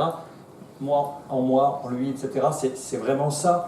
Quand on est unis au Christ par la foi, par le Saint-Esprit, on est unis, nos sorts sont liés, c'est ça qui est merveilleux. Et il nous parle, la loi de l'esprit de vie, ça c'est nouveau, voilà, ça c'est un terme qui apparaît pour la première fois. La loi de l'esprit de vie en Jésus-Christ m'a affranchi, encore un terme d'esclave, de la loi du péché et de la mort. Et là, je l'ai mis en gras, je crois, dans vos classeurs, non? Non. Car chose impossible à la loi, je saute, Dieu a condamné le péché dans la chair. Quand vous avez du mal à lire, parce qu'il y a trop d'enchâssements, mais collez les bouts ensemble. Par exemple, car chose impossible, parce que la chair la rendait sans force, Dieu a condamné le péché. Vous lisez, car chose impossible à la loi, Dieu a condamné le péché dans la chair. Vous ressoudez les morceaux pour mieux comprendre. Dieu a condamné le péché dans la chair en envoyant, à cause du péché, son propre Fils dans une chair semblable à la nôtre, semblable à celle du péché, semblable à la nôtre. Il fallait que Christ soit un homme comme nous pour être identifié et être un substitut. Voilà. Et c'est cela afin que la justice de la loi soit accomplie en nous qui marchons non selon la chair mais selon l'esprit. Ça, c'est pas simple. La justice de la loi. La justice de la loi, il n'y en a qu'un qui l'a parfaitement accompli et qui a été déclaré juste. C'est Jésus-Christ. Et nous qui croyons à cela, eh bien, on est déclaré juste parce que cette justice de Christ nous est transférée. Je ne vais pas reprendre les échanges qu'il y a eu à la croix, mais il a pris notre péché, il nous a donné sa justice, il a pris la condamnation, il nous a donné le pardon. Vous vous souvenez de ces 9 échanges. Donc effectivement, verset 5, ceux qui vivent selon la chair s'affectionnent aux choses de la chair. C'est là peut-être, voilà, qu'on va voir ce tableau qui synthétise jusqu'au verset, jusqu'à la fin. Plus on vit selon la chair, dis-donc, je me suis dit, il y a quelqu'un qui a égorgé une bête là, j'ai entendu un truc terrible, un cri, une vocifération. Plus on vit selon la chair, plus on la recherche. Mais plus on vit dans l'esprit, plus on recherche la communion avec Dieu. On l'a tous expérimenté. Ça veut dire quoi vivre selon la chair en fait? Pour nous qui sommes chrétiens. Comment, pardon? Alors, on peut avoir des bons désirs, mais c'est écouter nos mauvais désirs ou les penchants de notre mauvais cœur, notre tendance à vouloir s'affranchir de Dieu, disant non. Sans l'esprit, en fait. Alors oui, ça va loin ce que tu dis parce que c'est vrai. Parce que si je suis dans l'esprit... Oui, il y a deux esprits qui s'opposent. Nous, on connaît l'esprit de Dieu, mais dans le monde, il y a un autre esprit qu'on appelle l'esprit du monde. Ouais, c'est oui. pas l'esprit... Ouais. Mais Je rebondis sur ce que tu as dit et je le redis, c'est important. Dans le monde, il y a un esprit qu'on appelle l'esprit du monde. Et si on regarde Jean qui parle de ça, il nous dit très clairement que l'esprit du monde, c'est le diable lui-même. C'est la domination la plus haute. Mais nous, on a l'esprit de Christ. Et marcher dans la chair, c'est décider de revenir au mensonge d'Éden. Je ne veux pas de toi dans ma vie, je prends mes décisions tout seul, je ne veux pas rendre compte, je suis Dieu moi-même, je déclare ce qui est bien et mal. Et tous nos mauvais désirs remontent à la surface. Ça ne prend pas longtemps. Quand on s'éloigne de Dieu, on s'éloigne de la communion fraternelle, on arrête de lire la Bible, on arrête de prier, ce qui va remonter, ce n'est pas l'Esprit de Dieu. C'est le reste. Voilà. Et marcher sur la chair, on s'aperçoit que ça nous entraîne vers la mort, alors que l'Esprit est vie, nous procure la vie et la paix. C'est écrit. J'ai synthétisé. Alors autre chose assez rude, si on marche sur la chair, on devient ennemi de Dieu. Point, barre. On lui déplaît, mais on devient son ennemi. On est passé dans l'autre camp. C'est pas à prendre à la légère. C'est être... alors c'est marrant, vous avez vu mon inconscient à parler là. C'est être rebelle à la loi de Dieu, être incapable de se plier à la loi de Dieu, d'un côté, et de l'autre, on nous dit, faites mourir les actions du corps. Alors qu'est-ce que ça veut dire? Attention, faites mourir les actions du corps, ça ne veut pas dire je vais me mortifier, je vais me fouetter avec des orties, je vais marcher sur les genoux et mettre des graviers dans mes chaussures pour faire un pèlerinage, c'est pas ça que ça veut dire. Faire mourir les actions du corps, c'est faire mourir cette partie de nous qui veut tout décider elle-même, qui veut s'affranchir de Dieu, qui veut faire tout ce qui lui plaît. Voilà, c'est ça que ça veut dire. Marcher selon la chair, ça maintient l'esprit d'esclave, l'esprit de servitude et de crainte, forcément. Très justement, quelqu'un a dit, mais regardez bien le fils prodigue, quand il rentre, quelqu'un a dit, je suis d'accord avec lui, le personnage central de la parabole du fils prodigue, c'est le frère aîné. C'est le frère aîné. On fait la fête pour le fils prodigue qui est revenu, et puis lui il arrive, il dit, c'est quoi tout ce vacarme? Il dit, ton frère qui était perdu est revenu, et on se réjouit, etc. Puis lui il dit, quoi? Je suis dans les champs, je travaille pour toi depuis tant d'années, jamais tu n'as tué le veau gras. Le père lui dit, mais c'est dramatique. En 2 mots, il dit, c'est dramatique, tu n'as donc jamais compris que ici tout t'appartient, tu peux prendre ce que tu veux, mais il avait une mentalité d'esclave, le fils aîné. Il n'était pas dans une relation père-fils, mais serviteur-maître. Et en fait, c'est l'image d'Israël par rapport aux païens qui sont, eux, rentrés dans la fête. C'est ça, le sens profond. Donc, attention à cette mentalité qui maintient dans la crainte. De l'autre côté, on est adopté, on est déclaré fils et fille de Dieu. On ressent et on vit l'adoption. On devrait ressentir et vivre l'adoption. Je laisse à votre réflexion une phrase d'un ami. Oh, dans l'Église, il y a beaucoup d'enfants de Dieu, mais il y a très peu de fils et de filles. D'un côté, on est vendu au péché, de l'autre, on est libre. D'un côté, alors ça c'est radical, tous sont péchés, sont privés de la gloire de Dieu, la mort nous a tous atteints. De l'autre côté, la vie est offerte à tous. Je n'ai pas dit, hélas, acceptée par tous.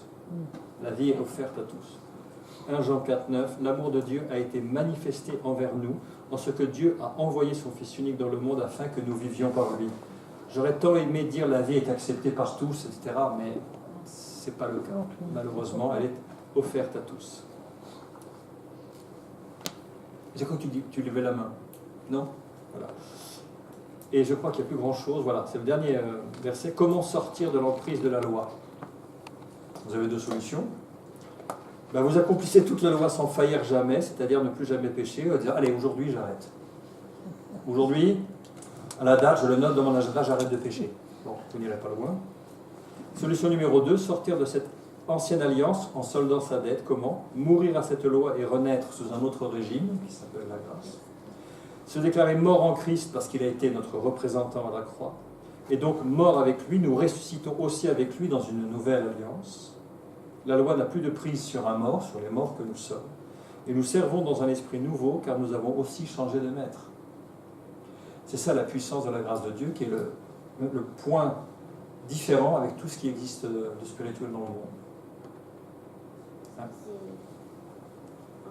lisant mourir à cette loi et renaître sous un autre régime, je viens de penser à ce que disait quand Jésus a commencé à prêcher, le royaume des cieux. Est au milieu de vous. Voilà. On a parlé à tort de l'évangile du salut. cherchez dans les évangiles, on n'a jamais parlé, Jésus n'a jamais parlé de l'évangile du salut, il a parlé de l'évangile du royaume. C'est très différent. Ouais, la bonne nouvelle du royaume.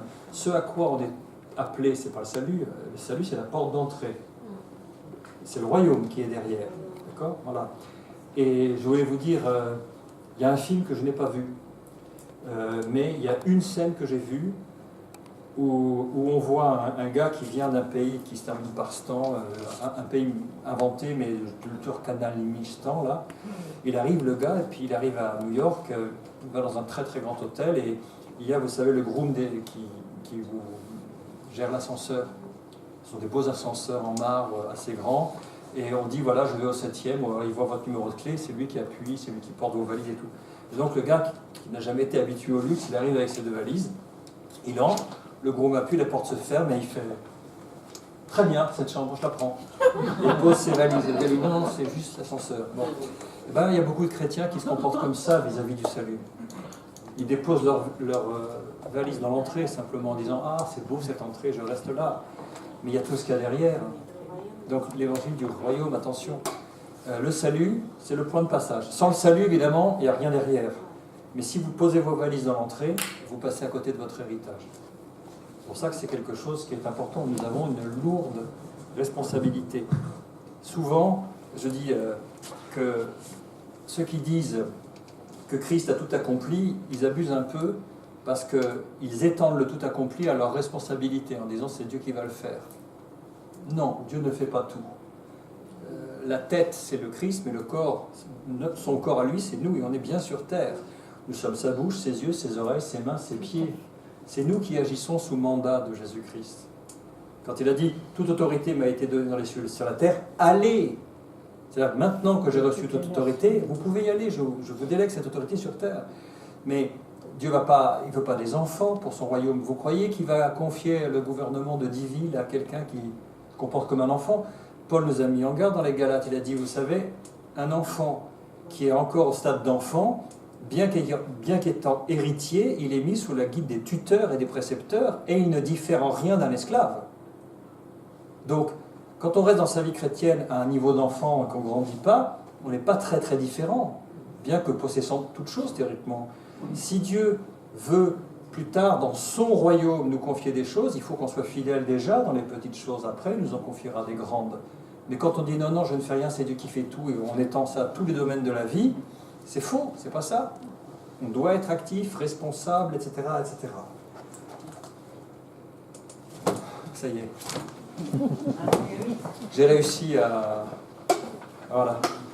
Donc du coup, toute cette beau tabernacle. On va remballer. Ben, on va remballer. On va remballer, vous pouvez... Moi, j'ai pris. On va le remballer, on va le ranger.